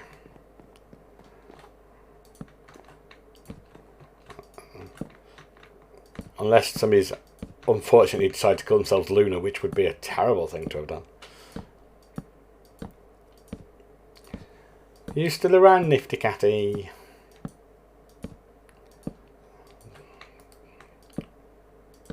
Thank you.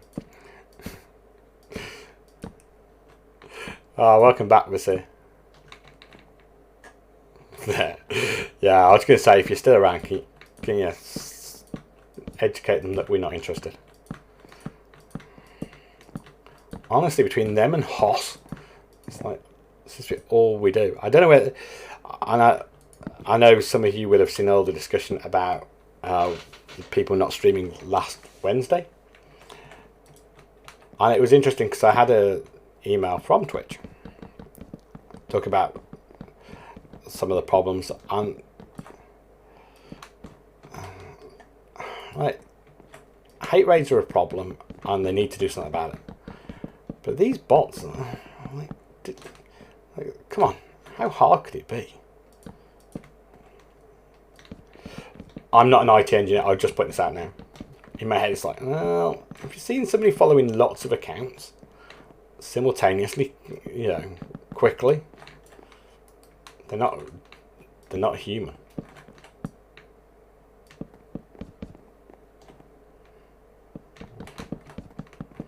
You know, just go in, go, you followed 10 people in 13 seconds.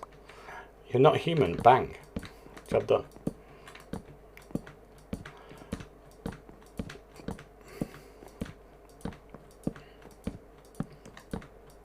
I know.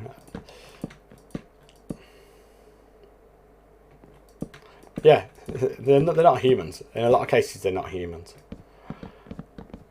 But then, on the same account, I was reading an article. I don't know if anybody saw Tom Cruise was filming Mission Impossible 903. I can't remember them. I think it might be 7. In Birmingham, in the UK. Never forget your first one, Nifty Catty. Yeah, I'd like to be able to auto-ban people. But yeah, Tom Cruise was filming in Birmingham, and he'd left a load of stuff in his...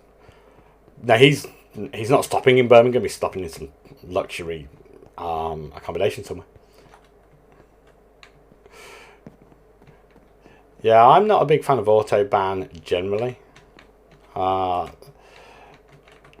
Without... Like, if the first message you come in is inappropriate, chances are you're getting banned. It's an interesting one. But yeah, so he was in Birmingham filming Mission Impossible 7. And his security team managed to let him leave. Oh, for pity's sake, fell off. They'd left stuff in his car on display, so somebody nicked his car. I was killing myself with laughter. I was like, first rule of owning a car: leave nothing on display that you might worry about getting stolen. Doesn't say much with security team, but it was a BMW, and what they did, they got a little sensor thing that detects the key fob, and then passes that signal on to the car, so that they don't need to have the key fob to steal the car.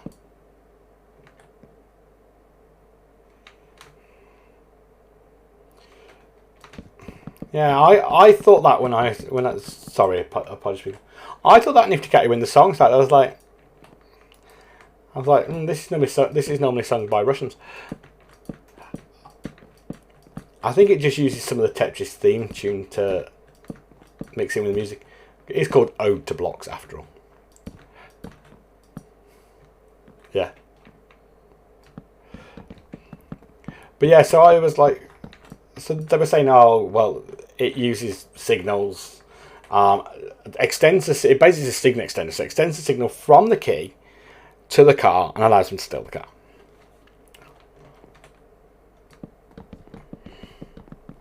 Now, I don't have a car that unlocks that way. Keep your keys in a Faraday cage. All solutions you could do. Which you'd think if you were high-end security, you'd be a little bit more conscious of.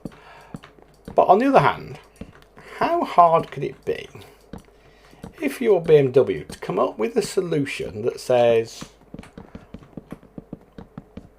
if we detect the signal and we ping the signal distance, if it takes more than X amount of time, don't work. So so you've got to be really close for it to work.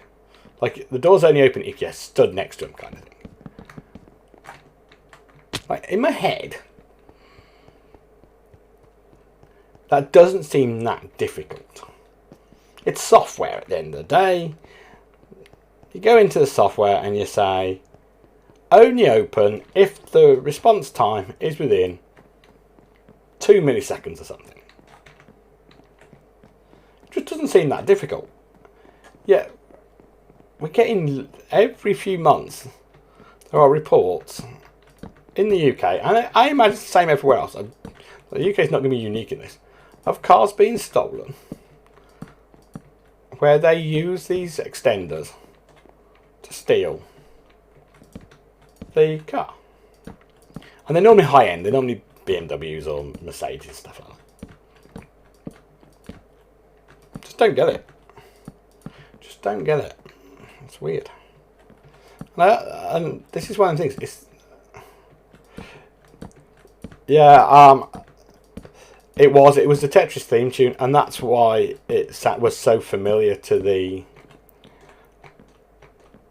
song most of you will know from Groover Stream.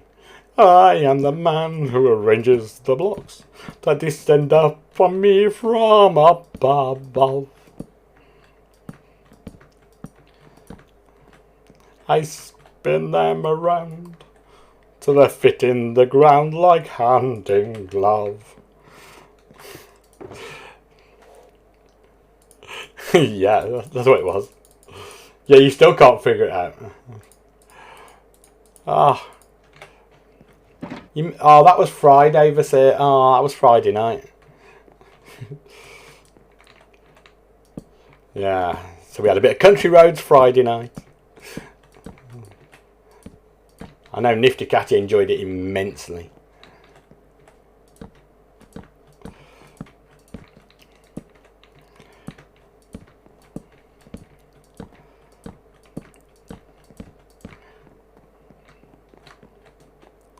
Now you see, this one sounds more epic. I like this one.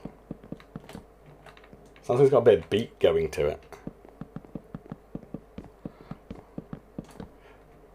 Wow! The Discord link actually popped up, Nifty Catty. That's the first time that's actually happened.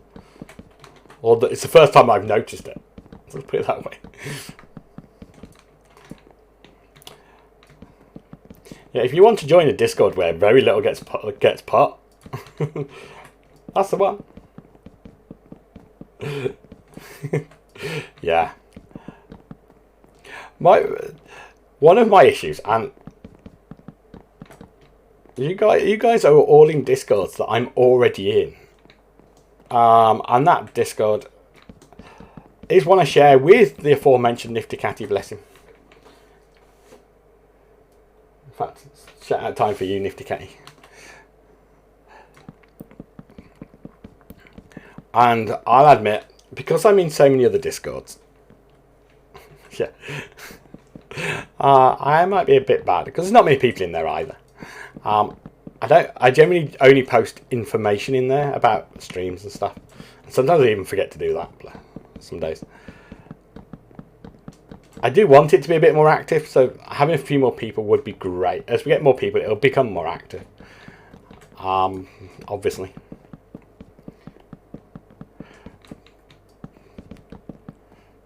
But any suggestions, feel free.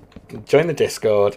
Come along, help make it a bit of a community where it's going to be a little bit more focused perhaps on me. I know I'm very active in the Ludic one, but obviously that's more about Ludic streams than anything else. So come and say hello. Come and help join. 1, 2, 3, and number 4.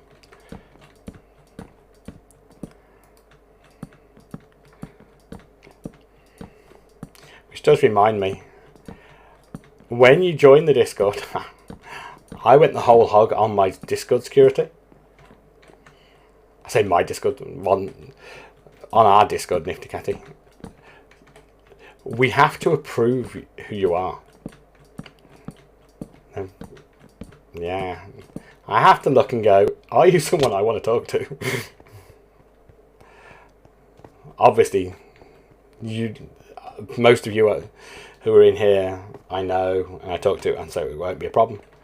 But just for anybody who wants to join, who's a random, who's a new person, just be aware. If you know me from Twitch or you know me from YouTube, just say where you know me from. And if you're joining, and if you're going to come in and just say, can I join the SMP? The answer is no. Just warning you now. I have no control or say over any SMP that I play on. None whatsoever. So no amount of you saying, can I join, is going to let me make you join, because I can't. You don't honestly think they give me that sort of authority? They really don't.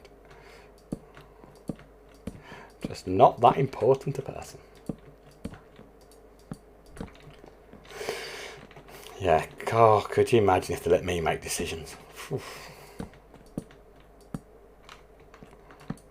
It is completely true, Manchester. Even on Ludic, I don't have a say over who joins and who doesn't. They don't. I can make recommendations. But they don't. No, that's not what that person thought. We had a lovely person who asked to join Ludic, and I told them it's a content creator server. That you have to be invite only content creator server. You have to be invited. And their response was, "I'll talk to Magister," and I was like, the answer's going to be the same. But yeah, that was after they asked me, did it make a difference if they were a person? Yeah, yeah, they were going to talk to you, Magister, because they thought you had more influence than I did. They did ask me if it made a difference if they were a personal friend, and I was like, yeah, I was like, are you a personal friend of Magister's? Well, no. I'm like, it won't make a difference at all. They did make me laugh. Yeah, sadly, I control none of the access rights. I wouldn't even know. Even if I wanted to let someone join, I wouldn't know how to. It's just not. Yeah. Yeah, they leave that sort of control in the hands of people who are responsible individuals.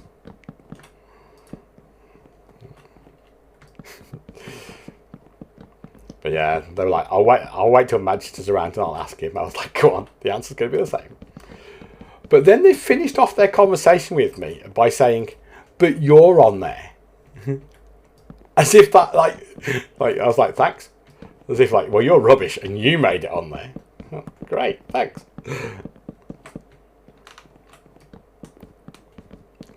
I'm thinking you're not making yourself popular here, person.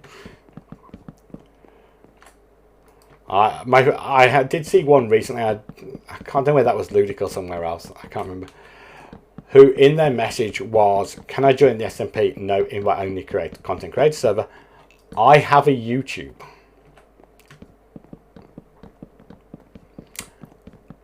I was like, "Oh, what do you do on your YouTube?" Rap music. That's what they do on their YouTube. Rap music. I went and watched it. Oh, yeah. If you can imagine a teenage person rapping,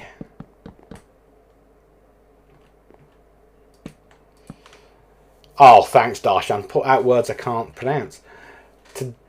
Yeah, teenage person rapping was not good. It was content. Yeah. If you want to watch proper content, check out my YouTube or Magister's YouTube. Proper content. Yeah. It was every bit as bad as you could imagine, and it was some of it. Oh, I don't know how they haven't been banned. Honestly, some of it was just rude. Today's lunch, Vada Pav. Have I pronounced that correctly? Vada Pav, most famous food in Mumbai. Never. If I say I've never heard of it, Darshan, it's going to sound really bad. But I haven't. What's proper content? Something that's watchable, doesn't have liberal uses of swear words to make it sound cool. Yeah, I'm sure you've got one of them, Baron One. I'm sure you've got a proper content. You know, sort of thing adults might watch. Not teenage kid, not teenage child. Just swearing a lot. Oh dear.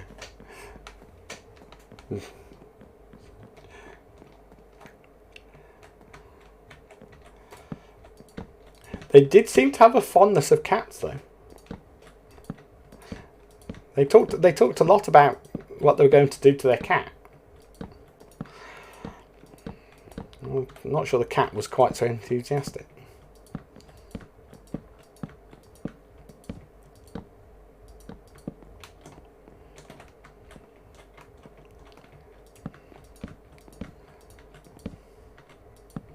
Yeah. Yeah, it was sadly very typical. I think they were trying to. I'm sure they're probably a really nice person, and they were just trying to be edgy. But it just come across a bit, yeah.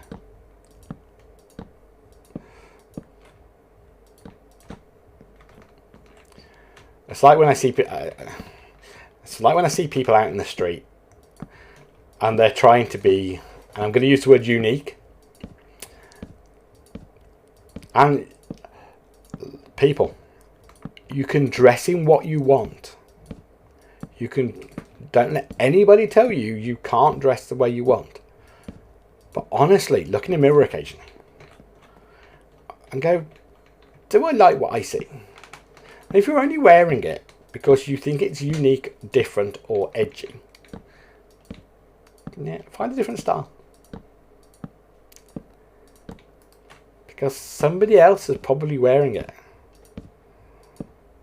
You know, I've been there. I was cool as a kid. Was I cool? Ice cold cool. Yeah. When I was young. Yeah. Yeah, I think you get to a certain age, Brown One. The key thing is, does it fit? I'm not sure everybody looks at life the same way.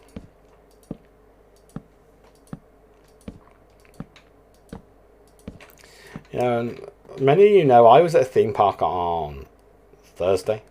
Wow, seems a long time ago now, Nifty K. Now, theme parks. You're going to be going on rides and standing in queues a fair bit, aren't you? I mean, you know, you go to a theme park, you're going to be standing around in queues and going on rides.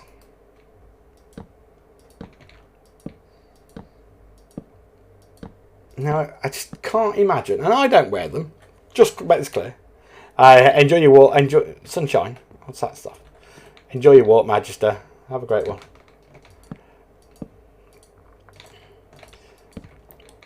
But yeah, I don't imagine, and I don't wear them, so I don't know, but I don't imagine, like, 5-inch stiletto heels are amazingly comfortable to stand around in for hours on end. Like, they look like they'd hurt, like your feet would hurt. So I'm like, why are you, I'm like, just why? You're at a theme park. Like, no one expects you to, well, like, I wouldn't imagine, even if you're meeting your significant other, I wouldn't imagine they'd be bothered at a theme park as to whether you wear heels or sensible clothing. Like, wear something you're comfortable in. It's just something I don't get. Just wear something you're comfortable in.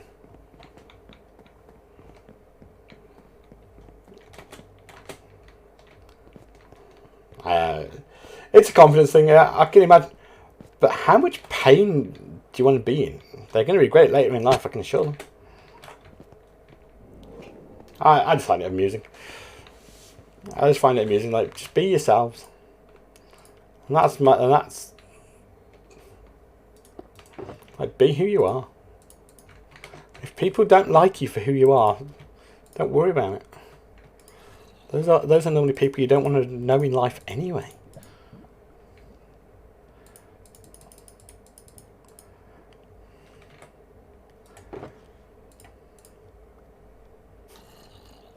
Yeah, there's nothing wrong with heels. It's not a nobody should wear heels thing. It's just there's a time and place for them. A theme park, it doesn't strike me as a time and place to wear heels. Like, it doesn't strike me as that place.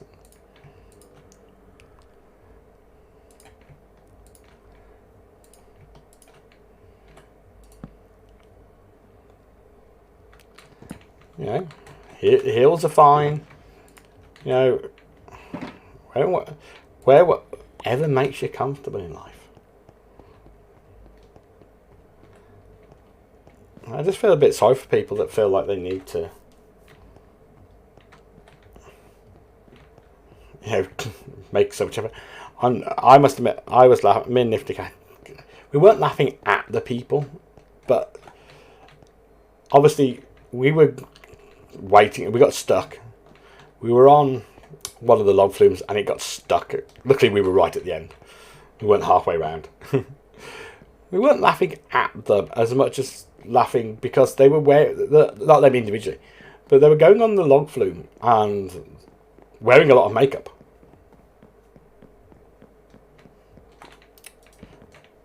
Now, all we said was, and laughed about, was, is it going to be is that waterproof? Because if not, there was a lot of very thick black eyeliner, and I'm like, and mascara and stuff, and I'm like, if that's not waterproof, it's gonna be everywhere, and it's.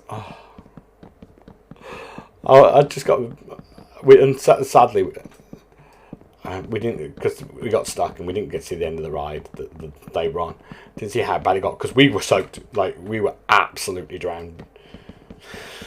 And I just thought, you didn't think this one, unless it could have been waterproof, in which case it'd be fine. But I was like, you didn't really think that one through, did you? You might want to wear a hood. Bless.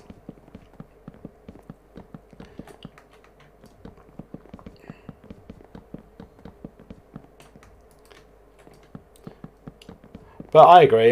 You do what makes you happy, and that's why I say wear what you want. You can wear what you want. It's just sometimes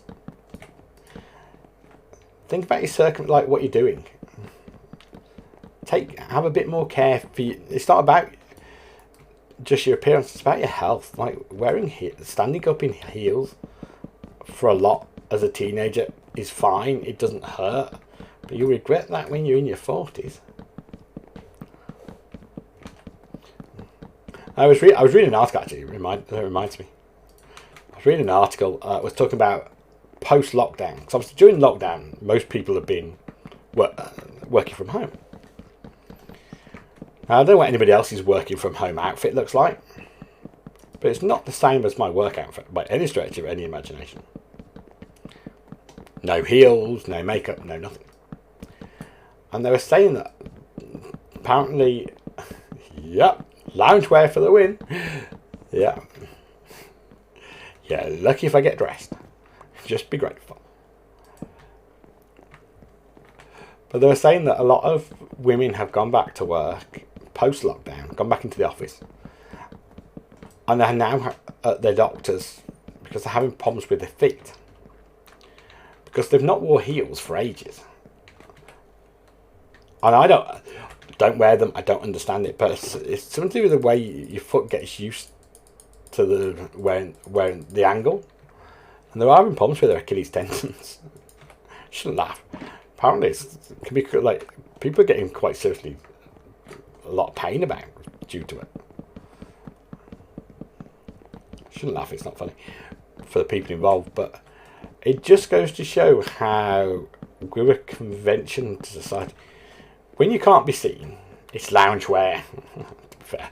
I'd go out in my loungewear if I could probably get away with it. Stretchy pants.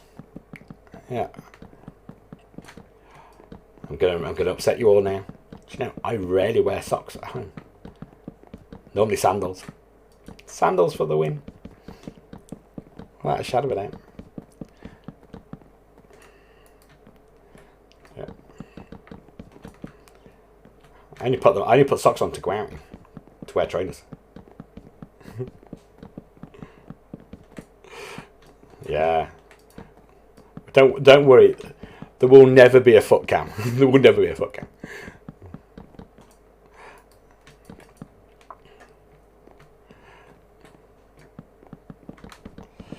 Yeah, it's one of them. I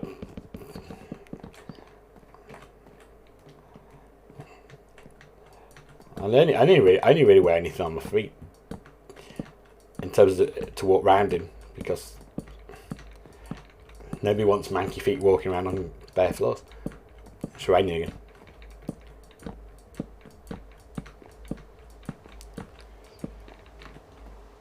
One, two, three, and down. But yeah, so when I go back to work, I know my feet are gonna be like, oh no, I'm gonna have to make the effort to wear proper shoes and everything. Oh, shocking. Only good thing is I don't have to wear a tie. That would frustrate me if I had to go back to wearing a tie, but I'm sure my feet will be the same way when I go back into wearing shoes. Like, I've got to actually wear something on my feet.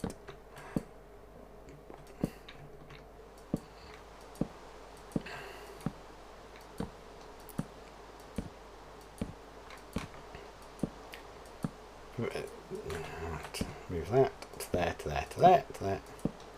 But yeah, people should be comfortable. Wear what you want. But just think about, and that's it. I think it's not about not wearing what you want. It's about wear something that you're happy in. Like, I see a lot of people wearing clothes and they don't look comfortable in them.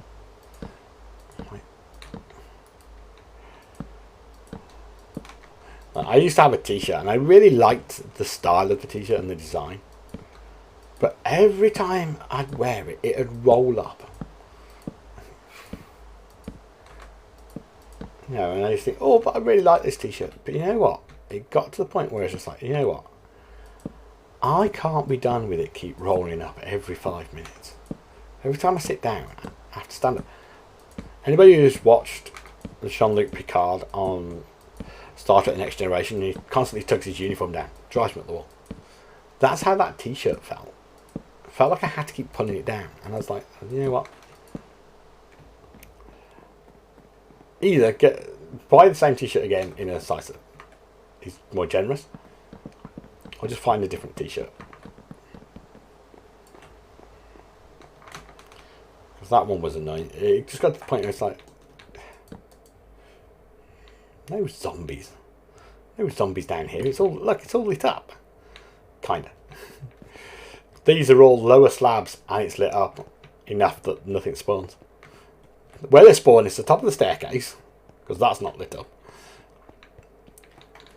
One sec.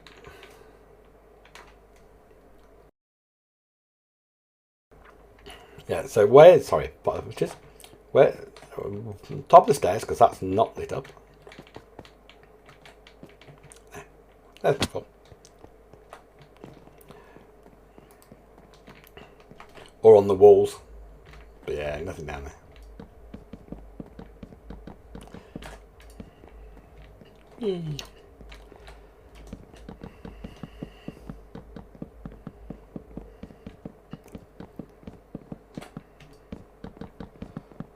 Do.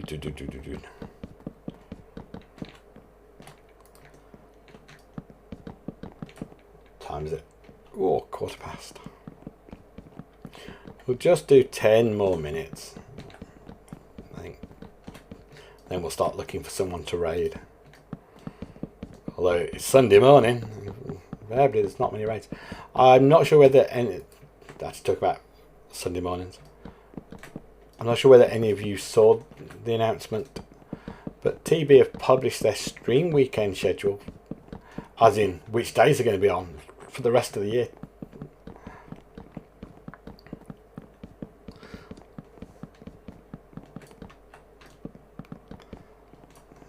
Like, whew, it's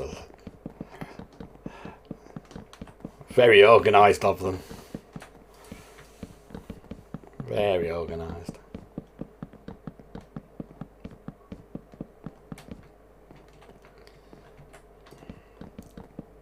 But what I was thinking I might do for when I know it's TB stream weekend is if they're starting at 12 on a Sunday, is maybe move this time slot back and do effectively 10 till 12. I'll be like the warm-up act.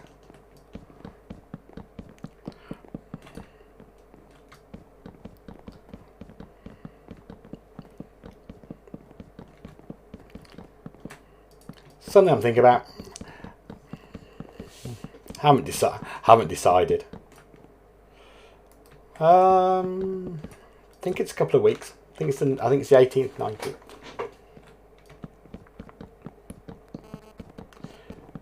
Yeah, they're normally every 4 weeks or so. But I might be wrong. I don't think it's I didn't think it was next weekend. So it was the weekend after, but I could be wrong. Yeah, let's put it this way. I read the announcement and I went, "Oh, that's well organised of you." And then the one I took more notes of was the 30th and 31st of October. It was the Halloween weekend. I was like, Halloween weekend.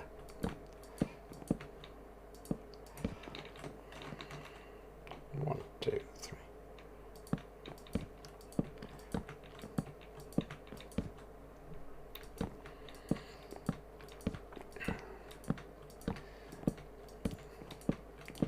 Yeah, I say I'm not privy to any secret knowledge. This is, Groover never knows anything, and I know even less than him.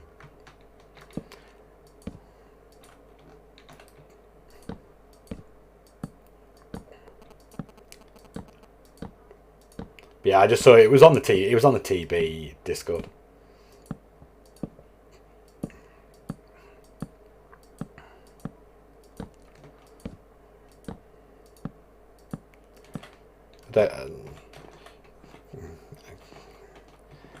again, I know they're obviously trying to get stuff done before 118 comes out.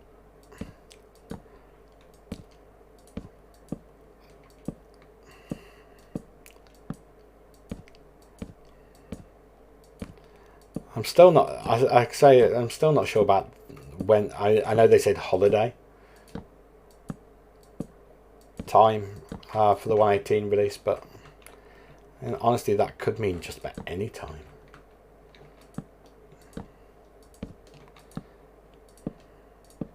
I was hoping we'd start as we got into later in September and into early October. We start hearing more. Because by holiday, do they mean Christmas holiday or Thanksgiving? I was thinking more Thanksgiving, to be fair, this year than Halloween, but yeah. I could do without it being that early, but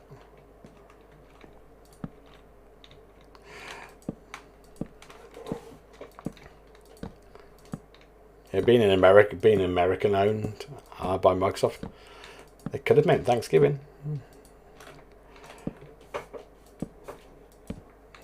As I say, most of the things I'm seeing in releases, and I've only really read sort of what's been posted out by various community members, but I'm not sure how much of it is truly just updates, bug fixes.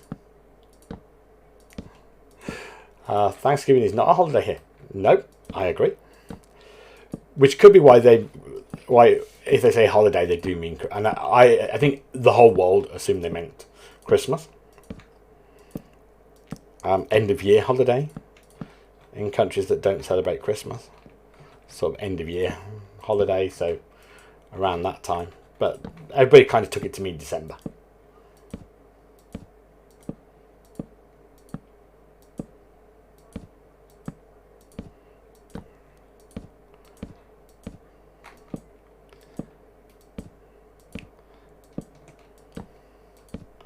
If all they're doing at this, if they're pretty much fixed on the feature set, and all they're doing is bug fixes, I wonder how long they'll actually be before they release it.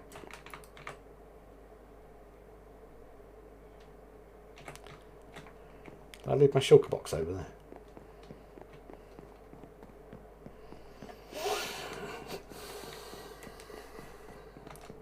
I'm wondering if I actually collected enough dark oak. I thought I'd collected enough dark oak to complete the floor, but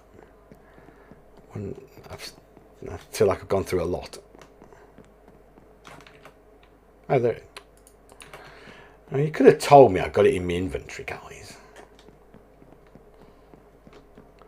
You know, one black shulker I own. You could have told me it was in my inventory.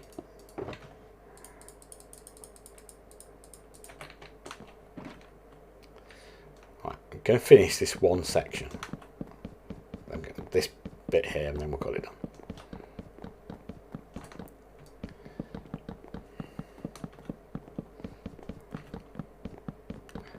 Yeah, so I just wonder how long they'll actually delay it. Like, if it's done, it's done. And with them having talked about this like Minecon in October time, I wonder if that's when they'll make the announcement of the release date.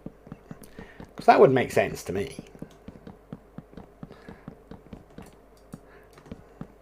Like if they're having a get together in October time, either you release it for then, but that would be, I personally wouldn't do that, because if you've got,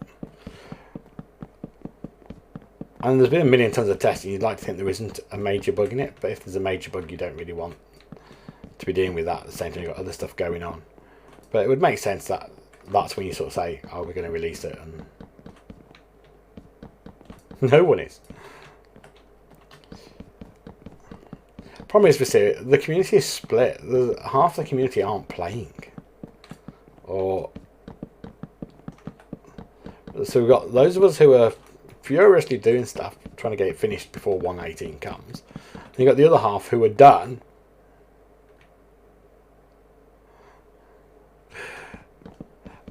As in the TV show or the game. TV show shouldn't take you long to finish. There's only 8 episodes. 9 episodes. The game. Played all of 5 minutes of it and thought, this ain't for me. It's a perfectly good game, but I really struggle with them sort of things single player. I just don't enjoy them as much.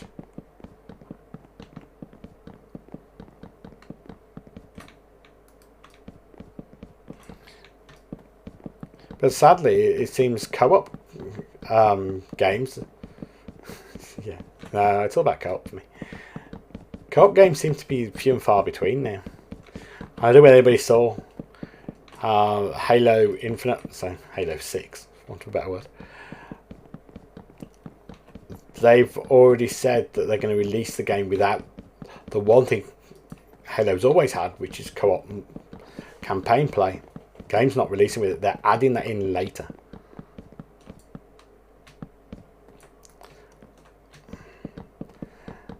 So I thought, well, I was really looking forward to playing that back end of the year. But yeah, doesn't look like I'll be rushing to play it.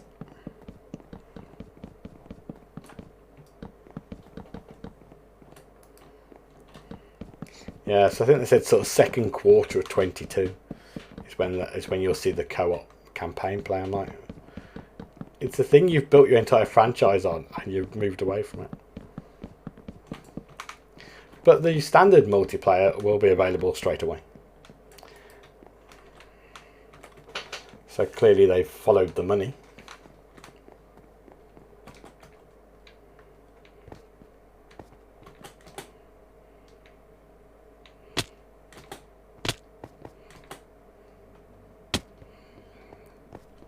What I'm going to miss is when those stairs actually get completed and I can't just fall down them. It's not going to be the same. Right.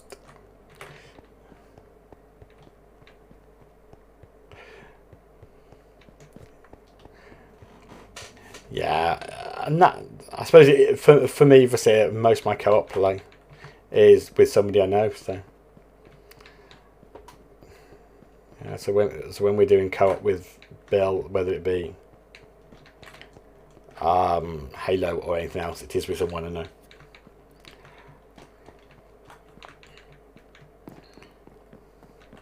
I've played other multiplayer games, more competitive multiplayer games with other communities, and yeah, I've had some experiences where I think, if this is the way in which it's going to be, I don't want to play. I used to play a strategy game called Sins of Solar Empire, and the expansions Diplomacy and Rebellion, and their online play was the play itself was fine.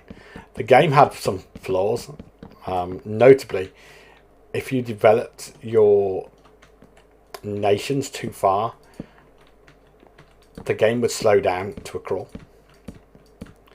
It used to hit up against a 3 gig limit and it was a real problem. So what you'd find is the multiplayer community would literally play effectively speedrun to X tier of the game, and that would be it.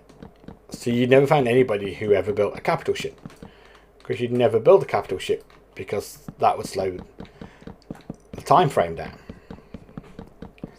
So you get, rather than it being 1 in-game second is a second, it'd be 1 in-game second is 5 real seconds once you got capital ships. And yeah, it was the way the game was.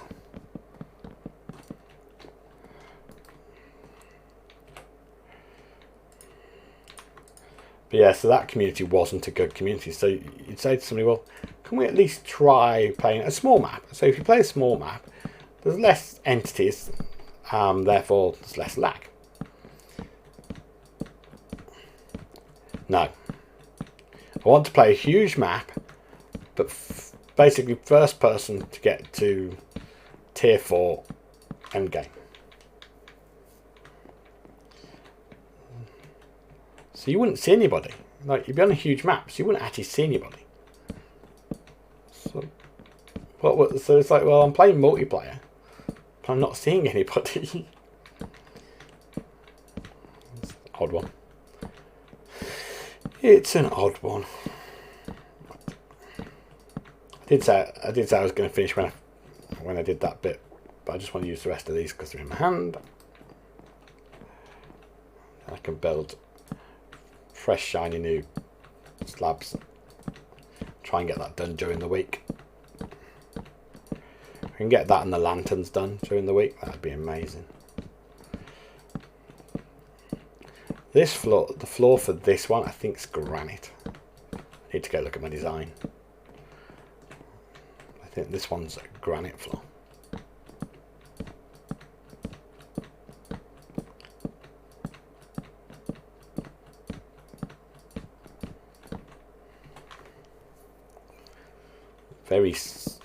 This song's called In the Woods, but it sounds very science fiction to me.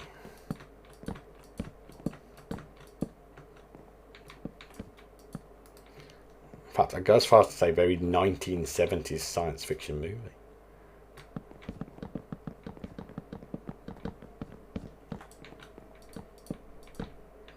You know, that sort of Space Odyssey 2001 style music.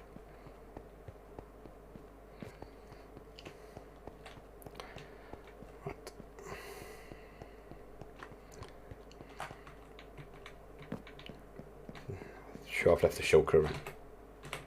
Yes, it's not here. Where have I left it? Does anybody know where I left the black shulker? Did I leave it on one of the walls, or is it somewhere up there? It is here.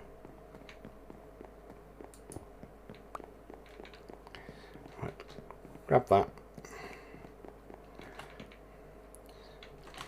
But this is my last of my slabs, so we can pop them down. Pop them down here. And then we are done.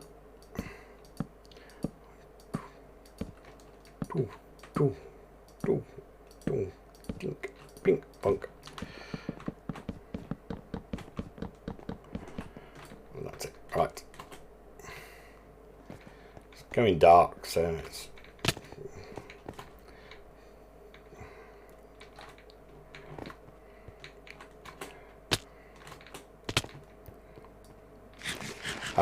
Today's top tip is don't try that without feather falling.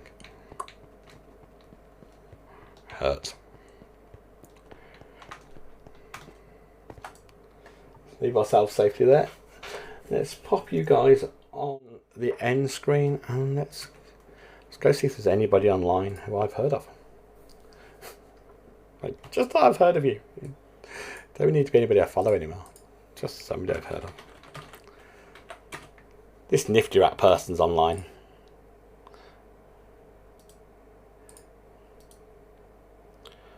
Unpin.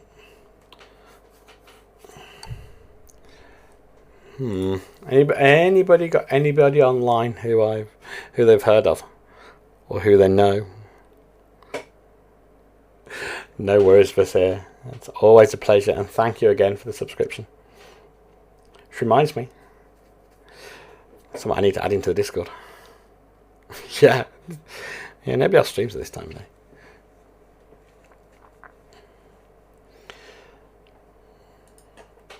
No.